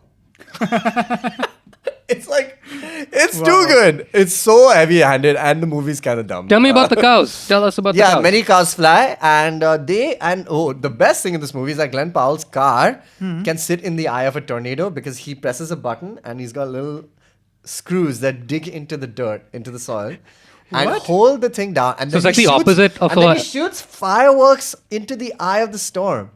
For what? Just for vibes. For fun. Yeah. Amazing. Just this better movie- lighting for the shot. Okay, I guess. anyway, this movie, it's just a solid like 6 on 10. It's entertaining when you're watching. You're never going to think about it. So it's only slightly worse than Deadpool, is what you're saying. Yeah. Is it not a passable Yeah, watch? I think that it's a very directed by, possible watch. It's a very theater watch. I'm not sit at home and not watch it. I have not seen the original in more than 20 years. Dude, the original How is does it still hold good. up? It's great. I saw it recently. What would you give the The original is like an 8 on I 10 for haven't the seen it time. since back in And the I will day, tell yeah. you, the original was used by every home theater system. Of Of course course. it was. Yeah, to so kind of That's demo all I the want to know. sound. Like, And, how did the cow sound in Atmos? we saw it in Atmos. do It a was Doppler. good. Doppler, yeah. Yeah, Doppler so I want to see that. I want to see it in 7.1. But there was a lot of like many people get twisted. So and they're this twisters, was- right? There's like a twin There's two, situation of going. course. This was directed by Lee Isaac Chung Yeah. of Minari. Yeah. Why? And there's no goddamn reason for this to exist. Having said that, somebody's been talking about Glenn Powell's career trajectory and making the claim that Glenn Powell is on his way to the top, right? And he's being mentored by like Tom Cruise and da. And he can't do too many original IPs at a time, so he has to kind of rehash old ones. So Okay. he's riding the storm he's like kind of riding the wave You in think the he's- only way he's you waiting? can do in 2024, which Right, is right. Keep do a little yourself bit of, relevant. Keep yourself relevant. old Put yourself stuff, in the big little thing. new Yeah, stuff, yeah, play the yeah. game. No, fair. So in that way, Twisters was kind of remarkable. It's like there's no real reason for this movie to exist or to be directed by Lee Isaac Chung, or to feature the likes of Glenn Powell or Daisy Edgar Jones, and yet it exists. It's not a topic that is like new or fresh, or there's a fresh take on it. There's no Twisters have reason. been around. Yeah, there's no reason. No, but this sounds like they're trying to do a fresh take with the YouTubing and whatnot. No, but it's still not. It's not even close to enough. Okay. And the movie doesn't have any great point to make either. I think it's a fun ride. Is there any And like? that's it. They don't get into like the environment and stuff. No, there's not even a They single climate wouldn't change want to put thing. off all the anti-climate change. Yeah, this fans. is a very like swing state movie. You can watch Yeah. it. Anyone Yeah, can. You know. Glenn Powell's No, like a swing state that dude. makes Yeah, sense. yeah, Like he is, I he is, think straight up. I think that makes a lot of sense. Glenn Powell's being a really good studio company man, and he's like just keeping up, like shaking hands with everybody that he can, just so like everybody likes him. So that when And when he does run for office, everybody's like, You're right. yeah, He's a really, You know, he's we've a seen good him. actor and he is very charming. He's There is capable, no he's great. question. He's just- I have like we talked where last do we time, he's- Stand on this dude. we talked about it I'm last time. mixed. No, I think he is capable. He I just like hasn't had the movie yet, and I think when I if think it his, comes, like- timing he works needs out. he needs a movie be where good. he is not being the Glenn Powell type. for us to check. I feel like And I feel like he's itching for that. He's waiting to get a script where he's challenged to play something I feel out like of they his do possible? that with Hitman, you know. Like, But is it possible because I he's too wasn't good looking? sold on the guy until I like watched Hitman and also found out that he had like Written he it. co-wrote it, and I was like, cool. The guy wants to do something interesting, Yeah. but the rest of what he's done, not the most interesting. He's not being allowed to yet. I mean, like, I think he's also, I mean, as conjecture as it gets, like, I think he's taking roles that are safer bets. Like, take the big studio picture that is a been there, done that move for me. But I at mean, if least, they're asking you to do it, of course you'll do it. yeah, but I mean, like, some people, like, I can easily see, like, take a random great actor who doesn't. Take Sean Penn. Sean Penn is not going to do the reboot of Top Gun. You know what I mean? Like, this guy very willingly will be like, oh my God, that is a dream. Any budding actor would take that up. But then you have the actors, the Sean Penns of the world, who are like, no, I want to do like the really hard ones. And I think Glenn No, this Powell guy's a wants that. blockbuster guy. He's, Yeah, I think the he's just question playing that is, game. He's playing the game so he's like being when he gets seen the opportunity, as he'll take it. possibly like the next superstar. Yeah. Like we're talking like a been groomed like for a the George role. Clooney or a Yeah. Brad Pitt, Yeah, right? exactly, Like a exactly. movie star. Yeah. Yeah. Is he? I don't know if he's got the charm of those dudes. I think he's yet. quite charming. I think he's quite charming in this movie. Like he's He's- quite likable in this Maybe movie. just the stuff Getting I've there. seen him. Yeah, in. no, I mean, I'm with you. I haven't seen him in too many things, but I totally see him if he gets dialed in and has the right script, right, safe hands with the director. You know, I think he can. I think it's there. And I Yeah, think but he's does he trying have to the do that. appeal of a Will Smith, because he feels very Tom Cruise to me in the sense that he's like a smile and be pleasant kind of dude. But I think a lot of people love that, man. But Like dead in I the don't, eyes. I don't think he's dead in the eyes. I think he's no. there. I think he's got something Yeah. definitely. Whether it's like enough for today's like kind of like is that what we also want? You know, do we still want the straight laced kind of blonde, pretty, blue eyed, whatever? You know. So anyway, he's an interesting fellow though. I mean, Yeah. so he's doing well. Agreed. Let us move on from Twisters. I did see A Quiet Place Day 1 with the love of my life, Lupita Nyong'o. She's amazing. I love her. She's so cool. And also Johnny Storm. What's his name? Eddie. The young RDJ. Eddie what? Wait, no, that's his character in Stranger Things. A young RDJ. He looks a lot like RDJ. Really? Yeah. What? He really What? does. Have you not seen him? The eyes, the big buggy eyes, right? No, but, he looks like RDJ on crack. Yes, that's what he looks like. Whoa. Because that's what he was like. You're not in allowed that to say era, that, okay? His eyes were Before just Iron like, Man? woo. Yeah, yeah. His Okay, eyes, no, yeah. but tell us about Like- Quiet Place Day 1. So this is set literally, I mean, titular day 1, and about how the monsters that feature in all of these movies come to New York. Joseph Quinn is his name. Joseph Quinn, yes. He's Brit and plays a Brit as well in this. He is so the two characters kind of meet in New York. Lupita's playing There's a quiet place when there's still like a bit of a ruckus going on. Yeah, it's in New York. There's which is the whole construction. point. Yeah. No, that's the whole point of this, right? Like Yeah. that New York, the city that is bustling with so much sound, is an ideal spot, for this kind of mayhem to occur. So it's about Lupita's character. He lives in a center outside New York, and she's terminal. So obviously her stakes are kind of like determined, but that's the whole point of this film. So she comes to New York because the one last thing she wants to do is have a slice of really good pizza. So she comes to New York, and this entire thing erupts, and people die and and she finds a way, and with her is a cat also. The first cat I've ever seen in a movie who does not meow. Huh. Not a single meow. This cat was It's a quiet cat. It's a quiet Day cat. one. Yeah. And she meets this guy who is a student, a law student who's come from the UK, and it's like only his second or third week in New York. And they kind of become a pair, and they bond over her like late stage in like her last kind of chapter in life, and his like his life was just about to begin. Yeah, and it's just like it's still a very small story. So it's not like the success of the previous films they've inflated the budget a lot more, but the story is still very small. Okay. And the story is still sweet. And it's well made. The movie is quite good. I enjoyed it. Smell but of butt coming, yeah. yeah, I think it doesn't go deep enough for the third part of a franchise that we've kind of got the most out of. We've got this, kind of nuclear family story in the first one, the second one. So what happens to them as she moves on with her children. And this movie, I thought, would be able to tell us either, kind of fill out the lore of like how these kind of what these monsters are. But obviously, these movies are never about the sci-fi monster. Yeah. It's more about the people. But like this didn't add more to it than it's just like another chapter in it. And it's fine if that's okay with, if you like the world. But the world is like deaths, it's like you make a sound, you die. So there's not much dialogue in the movie. It's more about acting. It's more about like stuff, but it's fine. It's a perfectly serviceable entry into it, but it doesn't really add much more to the Quiet Place franchise than before. Also not been directed by John Krasinski. So Of course, he's busy doing bad movies by himself. Right. From the imagination of John Krasinski. Did we see that? I No, didn't. it's not out yet, right? It It is out and bombed. It bombed. came and went. Yeah, bombed that's how bad it was. hard. Yeah, you Huh. didn't. Yeah, you yeah. did. Completely missed that. You imagined it. Yeah. Yeah. They were Anyway. if it was good. Anyway. Imaginary friend, right? Right. So that's Quiet Place Day 1. Good. Would- This is a kind of movie you would can or watch at wouldn't? home and watch. Yeah, I'd say watch it. You might like it, Jishnu, actually. I've only seen the first one. It's oh, you have. Oh, the second one's good though. Yeah? Second one's got our boy Killian in it. Oh, okay. Yeah, he's cool. Yeah, the movie's good. I like that. Second one I think was quite underrated. Right. So that was Quiet Place. What else have we got? Caped Crusader. Caped Crusader, yeah. Yeah. Go on. Enjoyed. Highly enjoyed.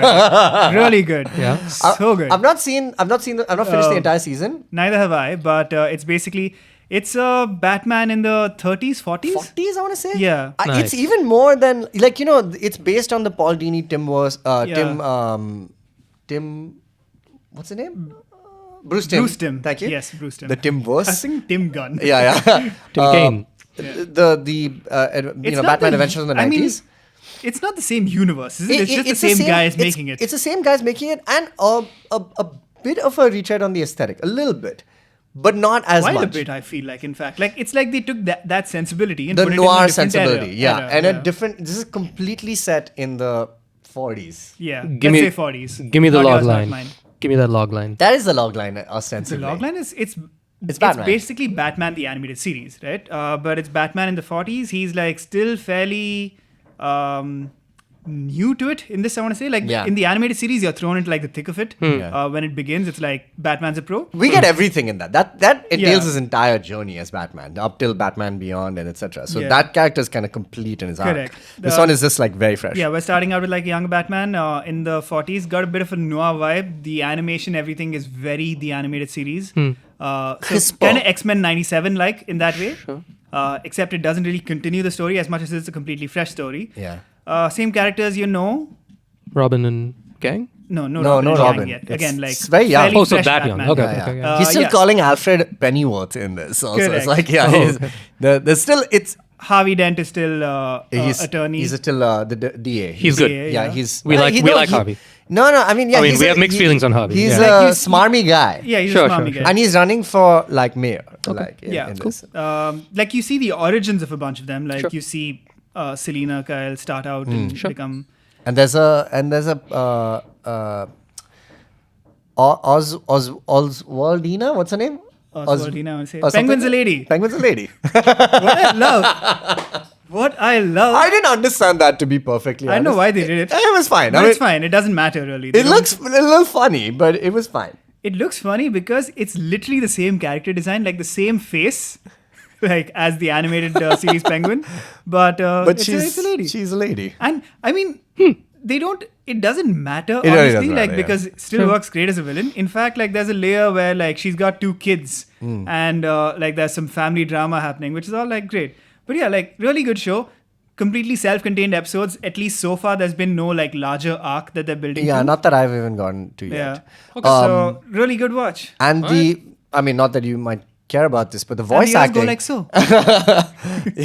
the voice acting on this is so good. Hamish Linklater Right? plays What? I'm an I was incredible very Batman. surprised. I didn't know Hamish Linklater had that It's voice. so good. It's so so good. good. It's like it's a really good. It's one of those things where it's kind of close enough to like the Kevin Conroy, like, that kind of Batman. But it's still his own kind of take. Yeah. Which I thought And was I thought it great. might be like in the first episode for a second, I thought it was Diedrich Bader. Yeah, he's done. He's done Because enough. he's done Batman Batman, before and he's though. great. He's done like Really? 5 seasons of Batman. He's done. Jesus, Yeah, he's I been don't Batman know. for a long Okay. time. Yeah. But he's in the show, Diedrich Bader, anyway. Yeah, doing a different voice. he's a old vet of that Of course. LA voice scene. Yeah, so Yeah. great show. Animation still looks very clean. Now when you look at the 90s Batman, it almost feels it's like it was vintage when it came out. Yeah. And it's even more so now. But here, this one's like really crisp, but it's cool. I mean, like Batman's little gloves, not like gauntlets. yeah. It's like he really is 40s Batman. Like he's listening into the police radio with a giant radio, like a tuner radio. Cool. And there's a lot of noir elements, like a lot of homages to that era of like that vaudeville kind of theater or like creepy horror, so it's cool, man. I really enjoyed. Really fun. Really good. Cool. That All for is almost it for mini reviews. I saw one more movie, What about The Bear? The Bear. Oh wait, yes, I've not finished it, but go ahead, Jishnu, tell us about The Bear, and then I'll tell you about something else. Finished in like a day or two. Day one. But Bear. see, we said we were excited for 9 Inch Nails in Tron, right? Yeah. Everyone was really excited gonna about that talk about opening episode. Have we all seen the first episode? Yeah, I've seen Yeah. it. Maybe this really could I be was just waiting me. for it to start, and then it finished. I was. One long opening sequence. I loved it. I dug it. It was I great. dug the shit I out mean, of It's it. just me. I was mean, so. how compelling. No, it's not just Yeah. you. Everyone, you also hated it. I know. I didn't. And it's not that No, I he didn't hated hate it. it. He didn't hate it. He was like, what? And he loves. Exactly. That's the thing. I also. Chantel. I'm all like. I really love those guys. I Wait. think. What? You're saying you didn't like the music? Or the No, episode? not the music. Just the fact that The whole like. thing was a musical. It was, but montage. that's not score. They didn't make it for the show. That's from my boys' albums. It's from the Ghost series. I forget which one. Oh, okay. I Okay, didn't sure. know that. That's in keeping with their This is like soundtrack because in they don't the- really it's a have much sync. soundtrack. Yeah. It's a sync, yeah. Like in the 2000. Well, I didn't know they had a 40-minute song. No, it's like this is basically like this was when 9 Inch Nails was basically just Trent. He Yeah. did this series of albums, suites basically called Ghosts. Essentially, I think it goes from like 1 to 8 or something, and they're all like he's ambient-y. cosplaying as like Sigur Rós, Ah, basically. He's correct. doing that kind and of doing a vibe. very good They're job. doing a Those great albums job. are quite banging. Yeah, Look, yeah. My issue was not, it's not that I didn't like the episode. It was more that like I love the show as much as anybody else. I was really excited for it to come back. It's that style for that episode, that particular choice to do that vibe was obviously very dramatically a left turn from the regular vibe. Yeah. And so people were really taken by it and be like, oh wow, this is really cool. But I feel like this could be just me because we know that this is what Atticus and Trent Reznor do. This is like their like wheelhouse through and through for like, let's just create like a brooding ambient vibe with the music. That way you can just like insert any kind of montage that you want under it. And immediately the montage gets heightened into this like very heady kind of introspective thing. It made sense for the character where he was post getting locked in the freezer and all that and blah, blah, blah.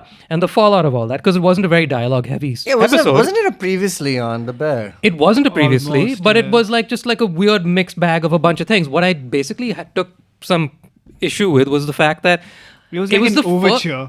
Yeah, it was like ish, I suppose. But basically, the thing is like the minute that episode ended and the next episode started, and immediately like if I'm not getting this wrong, I think the second episode begins with them all arguing around the table while they're fixing a light above the thing, right? yeah. And then immediately everybody's like, I thought it was a good episode. So I was like, oh, thank God we're back to this. Because for a minute I was worried because they were prolonging that montage. I thought like, okay, cool, it's fine to start the episode with a montage, and then like we're going on minute 25, and I was like, oh damn, this is the episode. I hope this is not the this season. is the concept. I was just like, I hope this is not the season because I was like, this is not what I like the Bear for. This is the I don't opposite of the think- Bear. yeah, but so this it's just is- that. That's all. This it is classic The Bear with the high concept episode. Yeah. Yeah. Like they've always done this, right? Yeah, like like- the single take Yeah, episode. single take episode. The, Yeah. Like the family Christmas episode, the Absolutely. flashback. Yeah. So like, Even in this season with It's the just one that- with Nat and her mom. yeah, I was just bitch slapped with this one, and that like I didn't see it coming, and I was like, normally with like the Nat and her mom episode, the Christmas episode, Fox, la la Yeah. la, I'm like, cool. They kind of telegraph it at the start. Yeah, all Here, for it. This was just like, Same what? way I felt like I was like, about am I watching the right show? about like 15 minutes in, I was like, this opening scene is going on a bit longish, no? And then I look and the episode's almost over. Yeah. But I thought it was really strong. Yeah. And again, this was a sync. So I don't think, let's not drag my boy Trent into this. Yeah. He's fine at Tron. The bear Ares. did this. Yeah. Thoughts on the season? I thought it was good. Not as great necessarily as the previous two, but Same. a lot of like table setting, which is appropriate for the bear. Yeah.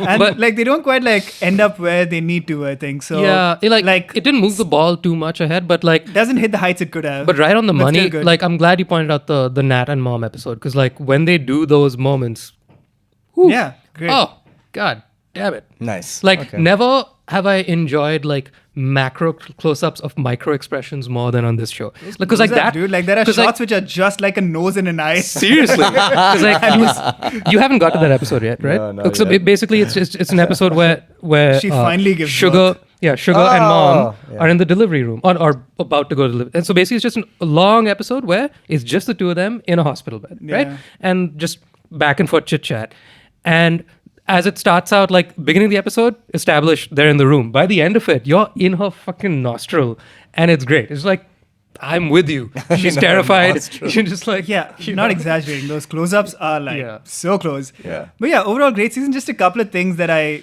didn't, that I thought they're leaning into too heavily. The fact stuff, bit much this season. Isn't he a producer on the show? He always has been, and like Matty Matheson is like just He's a an cool dude. awesome guy. I Love like. him. I was What a do you- fan of his what do you have- cooking show. What do you have qualm with fact stuff? They just like lean a bit Just heavy remind on him. me? Like he's getting to like I know meta he's- levels, you know. Yeah, He is he's in Mater. it. He's in He it a is lot Mater. more. He is meta, Oh my god! Well and done. it's in. Have you seen the episode where we meet a new fac? Oh. No. What episode is that? Which number? It's Somewhere in the midway, middle, somewhere in the but middle. I'm on there's a- episode 5. Okay, Maybe you're right I around the thought he corner. would have been there by now. So like you meet other than Neil Fack and his brother, who now works there. Yeah, that I know. Yeah. Yeah, that's You his meet like a new Fack who's like, Oh my goodness. Jesus Christ. That can happen. is that Colbert? Yeah. Oh, I You was just meet- watching something. There's a guest appearance by a new Fack, which didn't quite work for me. Okay. Yeah. All right. Yeah, Fair don't enough. want to spoil it. Yeah, Go don't spoil watch, it, don't have a spoil it. watch. But yeah. No. And like they just like he's great as comic relief, but now that there's two of them, and they keep like they have like a thing going. They're like on the side of every other scene. I was like, cool, chill out with this. Small doses, Fair you know. enough. Okay, Yeah. okay. Point stands. Okay, so that's Bear season 3. Bear delivered. I mean, Yeah, as it was it great. does. It does, yeah. Also not as strong, appropriately. but like solid. Yeah. Yeah. Then now into the food delivery business. Anyway, okay. The bear took out. I just have One more film. you were one telling more us film. about. Yes, Young Woman and the Sea. Daisy, right? Ridley. Daisy's return to Disney. Is it a as prequel to were. Old Man in the Sea? Well, I mean, it's obviously a take on that Yeah. title, but it's the Good book. biopic of Trudy Swimmer. Ederle, the first woman to swim across the English Channel. Standard issue Disney biopic kind of film, but very nice. Enjoyed, and I love Daisy. Sure. I just love her. She's just she's the light Okay. of Yeah, my life. I haven't seen her in anything. Yeah, she's not. She was in Murder on the Orient Express, and she did a couple of other things. I don't know if I've seen anything other than that in Star Wars. But she's she's the lead in this, obviously, and also Christopher Eccleston is in this, and Ooh, should have opened with that. yeah, I mean no, but he's in a small kind of almost like an antagonistic role. Also, Fleabag's sister is in it. A Fleabag? Fleabag's sister? Yeah, Fleabag's With- sister. with What's the her name? haircut, Claire. Yeah, I can't remember. Claire. Yeah. I haven't seen Eccleston in anything since Doctor Who. Not that I've been looking. Thor, The Dark World. Anyway. What? Oh my God! You're right. Anyway, Oh, but right. the point is that it is a breezy watch, and it's actually it's so the interesting thing about it is that the story is actually quite good, like the fact that this is even possible when you've heard about like people who swim across like large bodies of water, you never really know what the fuck goes into that, and the fact that they did this like way back. This is a long time ago, 1960 something. I don't know, maybe even earlier than that. But yeah, still remarkable story. And Daisy Ridley is great, man. I'm glad she's back on. She had a bunch of health issues, but she's been doing the press junket a little bit. She Did a little bit of she had a Disney premiere thing happen. So she's back, and I think that bodes well for her and Star Wars. I watched a swim movie. It's like you're just last checking in on the year. investment. It's like, how's it doing? I do this for everybody, dude. There's no movie Yeah. I've ever missed of any stuff. Hayden Christensen, every movie. I've seen all his movies. Did you guys watch Naiad with Jodie Foster and Annette Bening? Another like swimming movie. Yeah. I saw think it was the like a Netflix title, original. But yeah, like it's this swimmer who tried to swim some stretch, not the English Channel, but like some famous stretch in between the US and Mexico, and failed. And then like in her 60s decided to do it again based on a real story. And the Right. entire thing is just like in the water. it's a swim. Sounds very similar. Yeah. Based on a real life person. But then, so I don't know. How are there's- these movies coming and going? yeah, it is strange. There is something weirdly compelling about like this kind of feat. I don't know why. It's like a survivalist Yeah, thing. and almost, the right? fact that it is true and someone has actually fucking done this. It's thing. like Yeah. the It's feel-good crazy. version of 127 hours. Yeah, in the sense that they actually do it. insane. But Yeah. yes, you're right. Yeah. Absolutely true. Yeah. No, but like there are other like Disney sports movies. I would say this is like kind of akin to that, Yeah, where it's it's like the kind of feel-good a- sports movie. But this is like a real insane thing that someone has done. So Yeah. I find that really compelling, even though it's Disney-fied and the music is very, it's like very hopeful. This actually happened though, so it's kind of that kind of makes it worthwhile as a watch, as opposed to like just okay, cool, this is just a Disney movie, like. So yeah, The Young Woman and the Sea, a brisk watch. A brisk swim. Yes. Okay. We're gonna take a long overdue break, and we're gonna come back and we're gonna do some recommendations and we're gonna do some games. Welcome back to the Geek Fruit Show. We're talking recommendations. Jishnu, what do you recommend? So remember how you said I am most guilty about like nostalgic He's a nostalgia merchant. thing? You don't gotta feel guilty about it, but sure. Yeah. Okay. Let me set the table. It is 1930s India. Oh. That's very nostalgic. Yeah.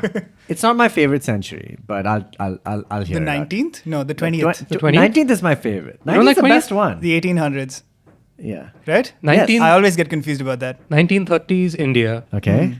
in the city of Bombay. Yeah. It is an 8-minute video Oh. that was sent to me on a building WhatsApp group. Oh. If this is the kind of shit that my building WhatsApp group is about, I am all in.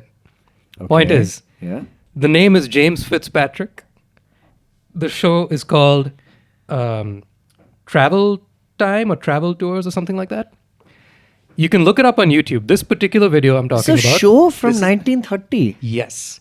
Radio show? By James Fitzpatrick. A video show. They had video in 1930? Cinematograph. It is in black and white Lovely. crispiness. Oh, is That it a looks travelogue? It is a About- travelogue. I think I've seen this. I'm They going to would play, play you- in the beginning of theaters, in the beginning of films and stuff. Like Yeah. a feature. I think Look, this Double was bill. the feature. I looked it up on So they would YouTube. get the news and stuff. I thought this was like a BBC show or something. It's Is that not. correct? There is a BBC version, of course, as well. This is an American thing. You can look it up on YouTube. The more up-to-date color version, so I guess from the 40s, maybe, I don't know, is up there. Nice. And there's like a good Maybe they couple put out the dozen color of these. version and then they did a noir cut. Maybe. This is, Like and that's why I love Snyder. it. Point is, there on YouTube, if you just like look up James Fitzpatrick travel, you'll find like more, like dozens of these all over the world. 2 or maybe 3 from India. So there's Delhi, Bombay, and Jaipur or something like that. And it's great. I will just play you like 20 seconds of this. Just the audio alone will sell you. The Nice. visuals are great because it's just like you get to see what Bombay looked like In way the back when, 30s. and it's gorgeous. Yeah. Okay. We're now approaching the city of Bombay, the gateway to India. And the first view that comes to our attention... That's not the gate BBC. itself. That's American. That's American. But American radio voice, yeah. It's the mid-Atlantic accent. Yeah. It's great. Nice. Bombay is It's like the beginning of... I could watch this. Up. yeah. I could watch this, and I Bombay. did all night. yeah. All night. It's love it. It's really Lovely. silly. It's really funny, and it's actually Great informative. recommendation. Of It is course it actually is. informative. Yeah. Solid. Best thing to come out of a WhatsApp group, in my opinion. And it's public domain. Yeah. I assume. Okay, then it's getting sampled. Okay. Bombay. Love it. Right. Dinkar, what do you have to recommend? I recommend a show I recently discovered called Resident Alien, starring our man boy, Alan Alan. Tudyk. Oh, yeah. I found it. I came across it on Netflix at random. It's a sci-fi show, like SYFY, the channel. The channel, yes, which we don't get. But yeah, basically, Alan Tudyk plays an alien who crash lands in this small town called Patience, a fictional town that has like mountains and a lake and like snowy peaks. Very cool. So he basically like kills and takes on a human persona and starts interacting with the townspeople, among whom there's been a murder. The town doctor has been murdered, Right. and this guy is a doctor who lives just outside the town, so he takes on the mantle of town doctor. It's not the most novel premise, like alien crash lands and has to be a part of human society, but it's as it goes along, the show gets really interesting. Like the characters are really, really well developed. Like all of them have depth to them. Even like seemingly like one-note joke characters build out into like these really well fleshed out people. The storyline itself also like is interesting. Linda Hamilton pops up out of nowhere. Right. Yeah. I read that in the blurb when I was. It's on Netflix, right? It's on Netflix. Season 1 is on Netflix. So season 1 is great. It's pretty funny. The jokes get better as you go along too. And the story also builds up into something like fairly like resonant as it goes along. So very interesting. Nice. And I found out after the fact, after I watched season 1, that there's a season 2 and season 3 Nice. on Sci-Fi, which I have been watching through other more nefarious means. Sure. And yeah, really well built Who's show. the showrunner? Yeah, I who am wrote the, who's the... Who is not it sure. created Let me by? look it up. I know precious little about this other than the fact that Alan Tudyk is in it, and Love it Alan surprised me with how good it got. I'm waiting for him to have like a global win. You know, like a big international win. He's been K2 around closest for was what so long. he came Yeah, closest of with course. that. Created by Chris Sheridan, based on the comic book of the same title. So it's an adapt. And I think the comic book is like a Dark Horse thing or something. That checks out. Yeah. Seems like the show's a dark horse as well. He's a Dark Horse fan. Yeah, man, love Alan Tudyk. I always love when he has a win.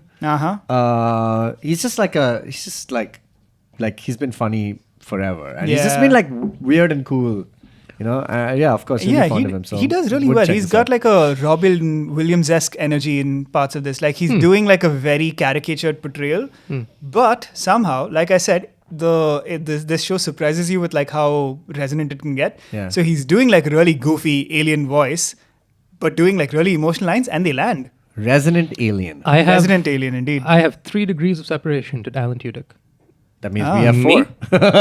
Me? My brother, Yeah. my brother's college friend, had sex with Alan Tudyk in South Africa. Wow. How'd you like them apples? Gotta ask Alan. I guess. Yeah. I mean, super story to In drop South on this Africa thing. is the Yeah. detail of Yeah, South yeah, Africa. yeah. Anybody can have sex, but it's in South Africa. Yeah, and with Alan Tudyk. Anyway, listen. Awesome. Great for Alan Tudyk. And yeah, I just. You mean the sex part? Yeah, I don't, Yeah, know, I don't know yeah, how yeah. it was. And the show is fine. The show, a show I would like to check out. Yeah. Yeah.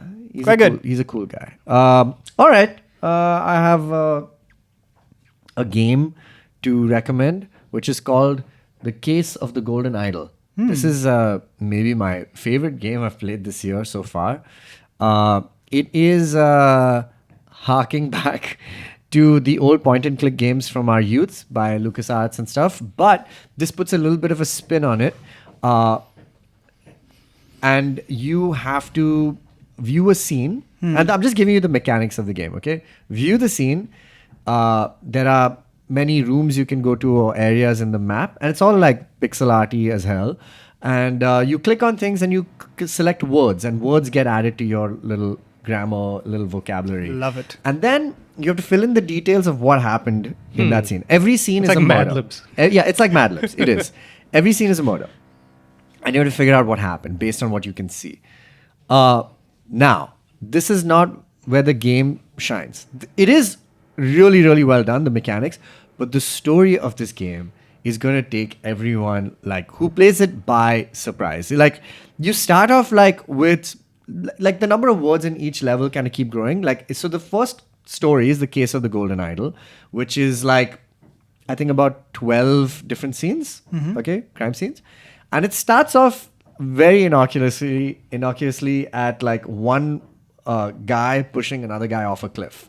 And you just kind of... It's not innocuous. Yeah. No, it starts But yeah, because the sure. number of words are like, you need 6 words to figure out what happened. You don't need any more. It's just like Right. and you don't know who these guys are. It's this guy, one guy is called Oberon Geller, and the other one is called Albert something, okay?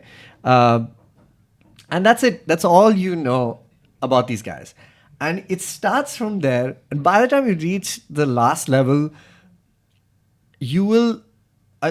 you go into the story so deep, and it has like a twist. It's just like one of the most insane stories about like basically what is an idol that has like a bit of a supernatural ability if you use it. And it's been picked up randomly on this island, and then you start to get to know all these characters, this family tree, who the idol has been passed on, who killed whom to get that idol from somebody else, a cult, who becomes the leader of that cult, how the idol is used. Nice. Finally, by the time you get to the end, you finish this game, and it's incredible. There are 2 DLCs which start off as prequels. You finish those, and you reach exactly where this game begins, and you know every little detail about who these guys are when they started. It's too good. It's like one of the best written stories I've ever played in a game. That's a very cool structure. It is an incredible. And it's hard, man. It's like a hard game. Like you really have to piece together every single bit of information you get, and you'll get it through various things, through letters, through little interactions of different people, what they're saying to each other, and then you have to find out. So one is the main story you have to piece together, but the other thing is like they'll give you like a dramatis personae, so you have to see who is who, and you'll get that only from just circumstantial evidence. But it is so good. It is like so fun, and the joy you get after finishing each like little blob is like amazing. Like it's such a brain hurty kind of game, but whenever you are so rewarded for it. Like, Nice. And by the time you finish, the story is so good. It's so rich. And like, you're just like, fuck, this was an awesome, like, sci-fi, like, not like a supernatural tale, but brilliant. And why I'm bringing this up now, I played a little bit of it earlier this year, but I only just finished it because it was like hard. And I just finished the DLCs. And the whole thing takes place in like the 1800s. They just announced the Rise of the Golden Idol, which is coming out at the end of this year, which is now the same story. The idol has been passed on generations, and now we're in There's a cloning We're in the plot, 70s. okay. No, we're in the 70s right now. So it's like 70s detectives, a lot of cigarette smoking, a lot of disco, glamour, all that stuff. But the idol is there. So it's just a whole other story right now that's happening. Nice. But yeah, so highly, if it's even like 80% of what that game is, it'll still be like awesome. So highly recommend Case of the Golden Idol, and you can play it. I was gonna get it on Steam, but if you have a Netflix subscription, you can get it on your phone. Oh, nice. And you can just play the whole game on your phone. I finished the whole game on my phone. Nice. Neat. And it was amazing. So, I mean, it would be nice to play it on a bigger screen because there's a lot of text in it. But man, so good. Netflix continues to do pretty interesting stuff with these Yeah. games, just dropping them for free. Yeah. So many of these games that I wanted to get on Steam, and they've been in my wish list forever, but I was just like, And wait for a Netflix is sale. just like, and yeah, Netflix, if you have download a 'em. subscription, that's the bundling of content once again. I just started playing Kentucky Route Zero like that. So good. Love good. Kentucky. It's such a weird game. Very it's weird. so weird. Really fun. You'll love this game. You will absolutely. For all the kids who grew up playing Monkey Island and stuff, this is our legacy. You know? Yeah. So yeah. Monkey Island also available on Netflix, I think. Yeah, Or is it on the Apple new one, Arcade? Return to The Monkey new Island. one, Yeah. It is on. It's either on Netflix. Apple Arcade or the Netflix. One thing. of those two. Yeah, but Cool though. fantastic. Yeah. Nice. So those are our recommendations. Speak of games. Games. Are you doing the first game? I like this transition. Instead of speaking of, it's like, well, speak of. We're going to speak of games. This is the game section. All right. It used to be my games, but then Jishnu took it over. And now it is... surreptitiously co-opted the games. It can be shared. we can share it. It's our games now. I'll put the gay, you put the me in game. Sure. See what I did? Yes. Everyone did. T's going to put the S. All right. This is a very simple game. Right. I'm excited. I was thinking of a title a minute ago. We're going to call it Listen Up, I'm Famous. Sounds like a Jishnu title, doesn't it? Love it. Oh my god. I would have So gone Listen excited. Up Buttercup, but yeah. No, but That's- well, It's not there's a bad. reason. What I would do. What's in a name? Another name. Yeah, what's in a name? Another name. Listen up, comma. I'm famous! Exclamation mark. What this game is we all know that being an actor simply isn't enough anymore. Being a musician, not enough. You gotta have a podcast. Sure. So it's pretty simple. I'm gonna name a podcast, and you tell me which celebrity hosts it. Nice. Okay. Gotcha. All right. For example, Office Ladies, hosted by Jen. Pam and, Jenna Fisher yes, and Angela. blonde hair. Angela Blonde. I'll give it to you. Angela Blonde. Her name is big fan. Angela Kinsey. Big fan. Big Yeah, fan. yeah. Yeah. All right. Wait, I didn't get a point for that. Okay, cool. Let's go. Well, that was the demo question. All right. Pretty simple. Sure. Buzzer system. And your buzzer is you say the answer. Your voice. Yeah, your voice saying the answer. I think you should just say listen up if it's the answer you want to give. Okay. Listen up. It's your turn. Listen up. I know who's famous. Yeah. Okay. Sibling rivalry. This Hosted- is not Seth Meyers' brother. This is Sibling rivalry. Rivalry. Is this hosted by siblings? the Duplass brothers? No. Dax Shepard has a I brother. can't imagine the Duplass brothers. Dax Shepard is armchair. reveling. Dax Shepard is armchair expert. Yeah, Yes. armchair Do the Wayans have a podcast? No. Who are just name family? Oh, I know. No, I don't. I'll give you a clue. Gyllenhaal's. It's not brothers. I knew it. Yeah, that's what I was thinking. What's it it's called again?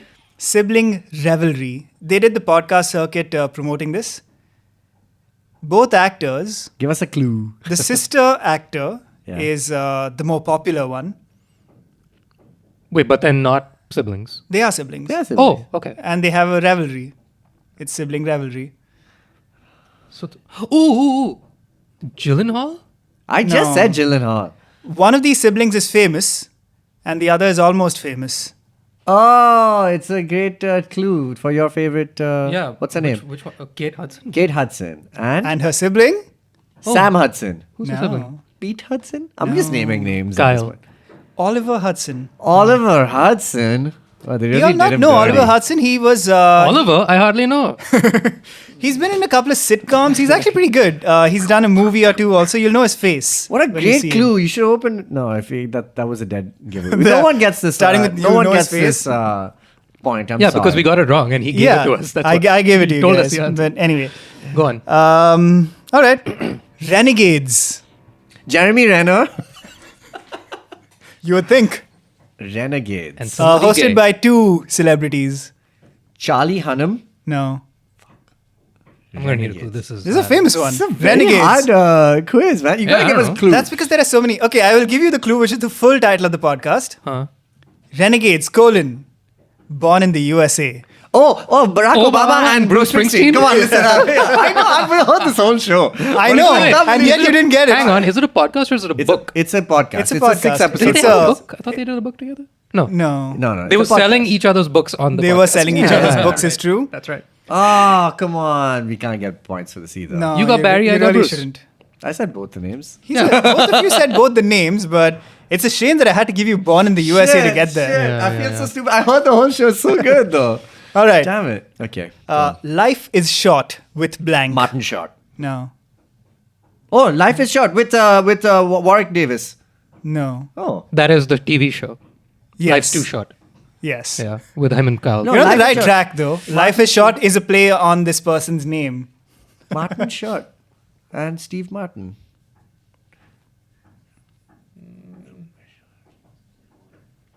Martin Life. Think opposite. Think opposite. Life is short, but not with Martin Oh, Short. right. The opposite. I know this show. I know it. I know it. Life is Short with something something tall. Justin Long. Justin Yes. Long. Yes. Oh, shit. Thank you. Yeah. Yes. It is Justin Long. Good one. What an good amazing one. name. Wow. Amazing. Life is amazing. Short Well done, with Justin Fuck, Long. And I'm who? feeling so bad Wait, about is Justin this. Long and who? Who's the other guy? No, it's just him. Justin It's just Long. him. Oh, I thought he said it was like all. Oh, okay. I thought the premise was Fuck, two so good. famous people. So Okay, never mind. good. No, it's I listen hate up. myself. I'm famous, Yeah. and Not we're sometimes famous. it's two people saying Listen that. up. I Yeah. is famous. All right. Okay.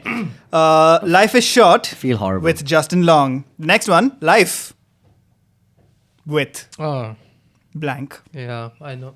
Life with blank. I know this. Now, strictly speaking, this is not a podcast. It's a Sirius XM show.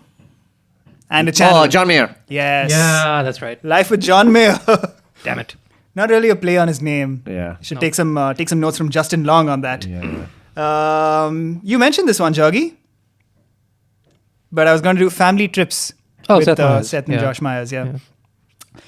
All right. This is a tough one. Does he get points for that? That's crazy. No, of course not. Yeah. For guessing my question? No. Minus I points. just have a vision. I hope you're keeping track. It's like 1 and 0, is it? I got one just now. What did you get? Just You got John life. Mayer. Okay, 1-1. All right. Yeah. Bunny ears. I don't know what the title is in reference to, but it's It's, hosted by someone we know well. Is it? I'll tell you what they talk about. They talk a lot about pizza. Bunny ears. Is it? What's Two famous people. One Reese famous Witherspoon? person? No. Yeah, I was thinking like House Bunny and Yeah. other people. No, not a reference to anything from this person's career, but they talk about pizza and a lot of random stuff. Gives us a clue. A former child actor. Macaulay Culkin. Isn't Yeah, it is Macaulay Culkin. Yeah, that's right. He's the child actor, isn't he? And the he's child the actor. dude who He talks does about the- pizza. Yeah, I can easily picture him wearing bunny ears. Exactly, Yeah, right? yeah. Like it's like the perfect name, Is that but we don't know something- is that- why it's it like is. in- Not bunny ears. It's like that ears. No, but he's actually no, like like No, I store-bought think- bunny ears. Why is he doing Yeah, that? I could see him doing that. But is why? it like all over his social media or something? Is that like his branding? Like, is that like a logo that he's got across stuff?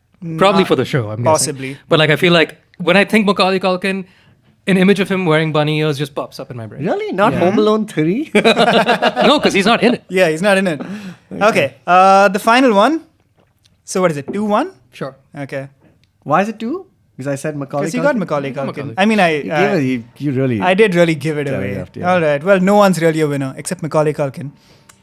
This is an Apple radio show. Is it called Apple Radio? An Apple Beats show, whatever it is. Yeah. They don't allow you to call it a podcast. Rocket R. Elton John. Yep. By himself?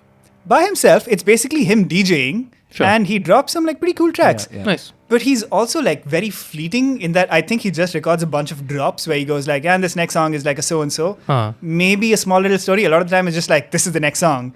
Oh, Rocket. Oh, Yes. Rocket I Hour. heard you say it as Rocket R. I was like, R? I'm a rocket. Rocket Hour, let's say. Yeah. Alrighty.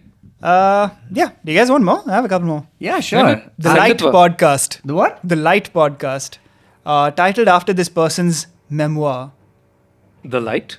Yeah, something like that. Related to one of our previous podcasters.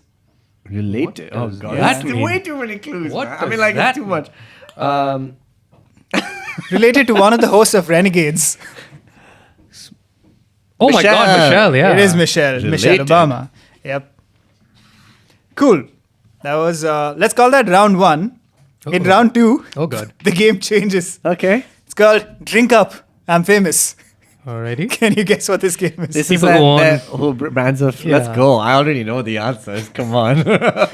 I will say it's not just alcohol. These are celebrities. So I'm going to name a celebrity who has some kind of drink. Okay. I will tell you it's either alcohol or coffee because that seems to be mostly what they make. Yeah. Okay, cool. Let's go. Right? So wait, so we just have to shout alcohol. I or name coffee? the brand. You name the Actor. The actor Huh, fair. or celebrity Yes. who started this brand. Yeah. Not necessarily started. Who has lent Yeah, their yeah, yeah. persona to the Yeah, brand, yeah, let's say. absolutely. Who bought? Who For put money into example, it. yes. For Don't example, us. Let's just go. all right. Casamigos. Bryan Cranston. George Clooney. Yes, George Clooney. That's Dos Hombres. Yeah. That is Dos Hombres. With, Which was a Bryan question. Cranston. Was that a question? Did I get another 100%. vision? Did I get a vision? No, come on. I already I had said a the it. most vision. obvious How one. did you have a vision? I said it. Had the vision. I already said it. We though. know the obvious ones like Aviation Gin is Ryan Reynolds. You're taking Dos up all Hombres. my answers. Really? Is he? I never heard of him. Jesus, that guy. Oh my God. I'm tired of. Sweet Grass Vodka. Oh, Matthew Stone Cold McConaughey? Steve Austin. No. That's I know what that is. Sean Hart. What is Sweet Sean Hart. You mean Brett or Shawn Michaels? Brett. Shawn Michaels. What's Not a his name? wrestler. Sweet Grass. Sweet Grass Vodka. Sounds like a Matthew McConaughey type. Is it a Texan? Is it like a Southern? No. Give us a clue. It's a vodka, so it's like a very middle of the roady kind of dude, you know? Middle of the roadie. And someone you named as the host of a podcast Oh, Jesus. incorrectly. Oh Jesus. Oh, that's even harder. We talk shit all the time. I'm just saying his name's come up. Mark Duplass. The other Duplass. Gyllenhaal? No. Why do you think the Duplasses have I don't know. done I just, so you much? just said I named it. I love the Duplass. Yeah. Yeah, But, the Duplays. John Mayer? No. No, incorrectly we said. Incorrectly, yeah. What did you say incorrectly? Sweet grass vodka. Is there any hint with the name of the brand? Like, was it totally random? I don't think it's referencing anything from his career. Glenn Powell. No. Yeah. Named incorrectly as a podcast host. How? But I can see him saying, this is some sweet grass vodka. Hosted a That's travel sweet show. grass. Not really a travel show. Hosted a show where he goes around like fixing things in different countries, including India. Shoots arrows. Jeremy fucking Reno? Jeremy Renner, proprietor or investor in sweet grass vodka. Okay, I had no idea. God. Wait, you described him as a what? As a middleman? What? As What'd you say? as a middle of the road guy. Middle of You the know, road. he's like he's not an You mean the everyman. genre of his music? Yeah. Yeah. Stomp rock. Dios Mio Coffee. Sofia Vergara. Yes. Holy shit! What? Yep. Wow. Her coffee brand is called Dios I know Mio. such little about Sofia Vergara. Yeah, but like the little How you the know is fuck that her did you know this? catchphrase I've seen essentially Chef, was like- Dios Mio. Oh, really? Oh, okay. She says it Yeah, I was a like, bunch. who can I imagine saying Dios Mio? I Yeah. was like, my second guess would have been like Eva Longoria or something. Insane. Insane. Uh-huh. That was an insane. You deserve to win Yeah, this. good pull. Steph Curry. I eat mean, shit. points for Casamigos as well. That's pure knowledge. Yeah. No, that's because I listen to Strike Force 5 and like they just keep fucking Ryan Reynolds and Wait, Casamigos? What is all over who's that shit. Casamigos George again? Clooney. Josh Clooney. Josh Clooney. Yeah. Also had a coffee brand that he recently sold. Indogo Gin. Indogo? Yeah, not Indigo. I know the answer to it. I mean, I've seen it. Yeah. So I Indogo? Jesus Christ. Is that how you spell it? I mean, take your guesses and then I'll give you a clue with the spelling. Is it? It's not like a Who's a gin guy? me. This guy is a gin guy, but not just gin. Is he British? No. Oh, okay. No, just like an American white dude. Probably. Quick question. Ah. Are there many non-American celebrities who've got their name on an alcohol? I'm sure there are. Sure. Like But we who? just don't know about them. Probably. That's what I mean. I feel like such an American thing. Well, like, my list is all. Well, there's one non-American on there. From where? We'll get to it. Damn it. Foiled again. Guess the quiz. Okay, wait. Indogo. yeah. Okay, so it's not a white male guy. Yeah. Indogo Gin. Clues in the name. Indogo? Both parts of the name, to be honest. Both in the Indogo and the fact that it's a gin. Gin or so. This man enjoys gin. I don't know. The more he says, the more dumb I feel. Dog. This has got to do with dog. No, come on. You gotta go. You spelled it as Indogo? no, but it's an Indogo. Oh, good Snoopy. lord. Oh, He enjoys gin and juice. Snoop that's- Dogg. Ooh. Alrighty. Double OG. Damn it. All right. Betty Booze. Bette Midler? No. Betty Crawford? It's Elizabeth. Paul something? Bettany? No. Liz something. I don't know. No. Betty Boo. Betty Booze. Is this a woman? It is. It used to be a line of mixers called Betty Buzz, and recently she launched the sparkling alcohol like hard seltzer variety of things. I called really Betty don't Booze. know anything about this. Damn. Was she a desperate housewife? No. Is she of that ilk? Why? I don't know. Terry Hatcher? Or Yeah. what? Who? What is the ilk? She is the wife of someone famous with a famous alcohol brand. Oh. Mal Clooney? Blake Lively? Yes. Fucking hell. Wow, Jishnu, you There's are been so a- educated on this. Damn. There's been a bunch that's of just, that Ryan Reynolds just in my brain at all times. Ryan Reynolds did a bunch of the ads. They're very aviation gin like. Maximum effort ads. Well, obviously, yeah. It's a family affair. okay, interesting. All right. Damn. Shit, wow, this is news, man, to me. Damn. No idea. Proper, I had a- proper number 12. Is it a whiskey? Yeah, proper number 12 Irish whiskey. This is the non-American one. It's a Oh. person from Ireland. Killian? Brendan Gleeson. No. Bono. Colin Farrell. No. Why does I I Why doesn't hope he have Colin Farrell has an alcohol brand. Right? Yeah. From Ireland. He's just drinking all of them. Who do we know Don't from know Number Ireland? 12. Dommel. I'll give you a clue. Domino. It's not an actor. Okay. Actually, That's I said Bono. it's someone who recently had an acting turn, but Is not a, Yeah, not it- known for being an actor. not famously an actor first. So can we assume musician? No. Oh wow. Ah. Okay. Comedian. Irish. Irish. Damn, I have no idea. Who's from Ireland? Come on, you know this so well. I only know actors and musicians. Comedian. What else? Irish. Who else? Conan? No, I have no idea. James man. Joyce. Yes, it is James Joyce, the dead novelist. Posthumous. No, it's not an actor, not a musician, a fighter. Oh, it's That boy, the guy. Connor. Connor. It is Conor McGregor, yes. Right. The inferior McGregor. Who was in Roadhouse. Yeah, what was he? Roadhouse? Oh, He was right. in Roadhouse recently. I didn't see it. I missed it actually. It just looked too. Looked not great. Yeah. Why? Anyway. Why is he doing another boxing movie? I don't know what Jake He Gyllenhaal did- wants he to did- do. Yeah, same. He did Southpaw, which was perfectly fine. Yep. Got any more? Yeah. You'd mentioned Matthew McConaughey. McConaughey, yeah. He has a tequila called Pantalones Organic Tequila. Pantalones? Yes, Nice. Pantalones. Does he have a YouTube channel which is like? Have you seen Matthew McConaughey's YouTube channel? No. It's just too good, man. He started during the pandemic. It is hilarious. Just motivational speeches? Yep, pretty much. More or Yeah. less. Yeah. Literally, yeah. Love it. Nice. Heaven's Door Spirits. Heaven's Door. Morgan Freeman. No. Bob Dylan. Yes. What? I know, right? I'm like, well, you could have said Axl Rose also and you'd get pretty good.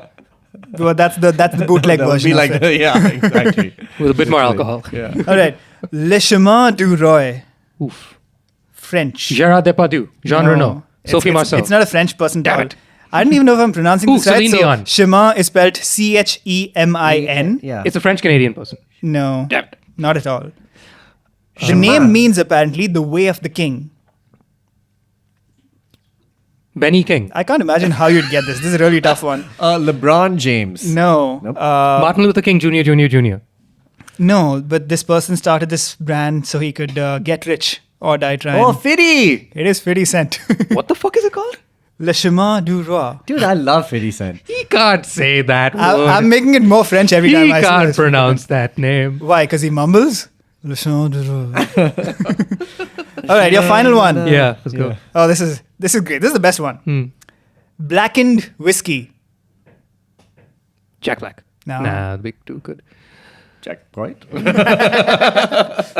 Black and Whiskey. Is a play on the name? Yes. Okay. Michael Jackson. No. Why? Where is the play? Also, how? He did. Is the play the- on the fact that he's black? He was It doesn't white. matter. He said it don't matter. Blackened Whiskey. Yes. Blackened whiskey. Blackened? Come on. Some surname Black? Well, You should get Will this play. Smith? No. play on the name. What he is the said. play again? He's a man in black. Oh, yeah. Okay. He's the man. I'll accept it. Do we know any other surnames with Black?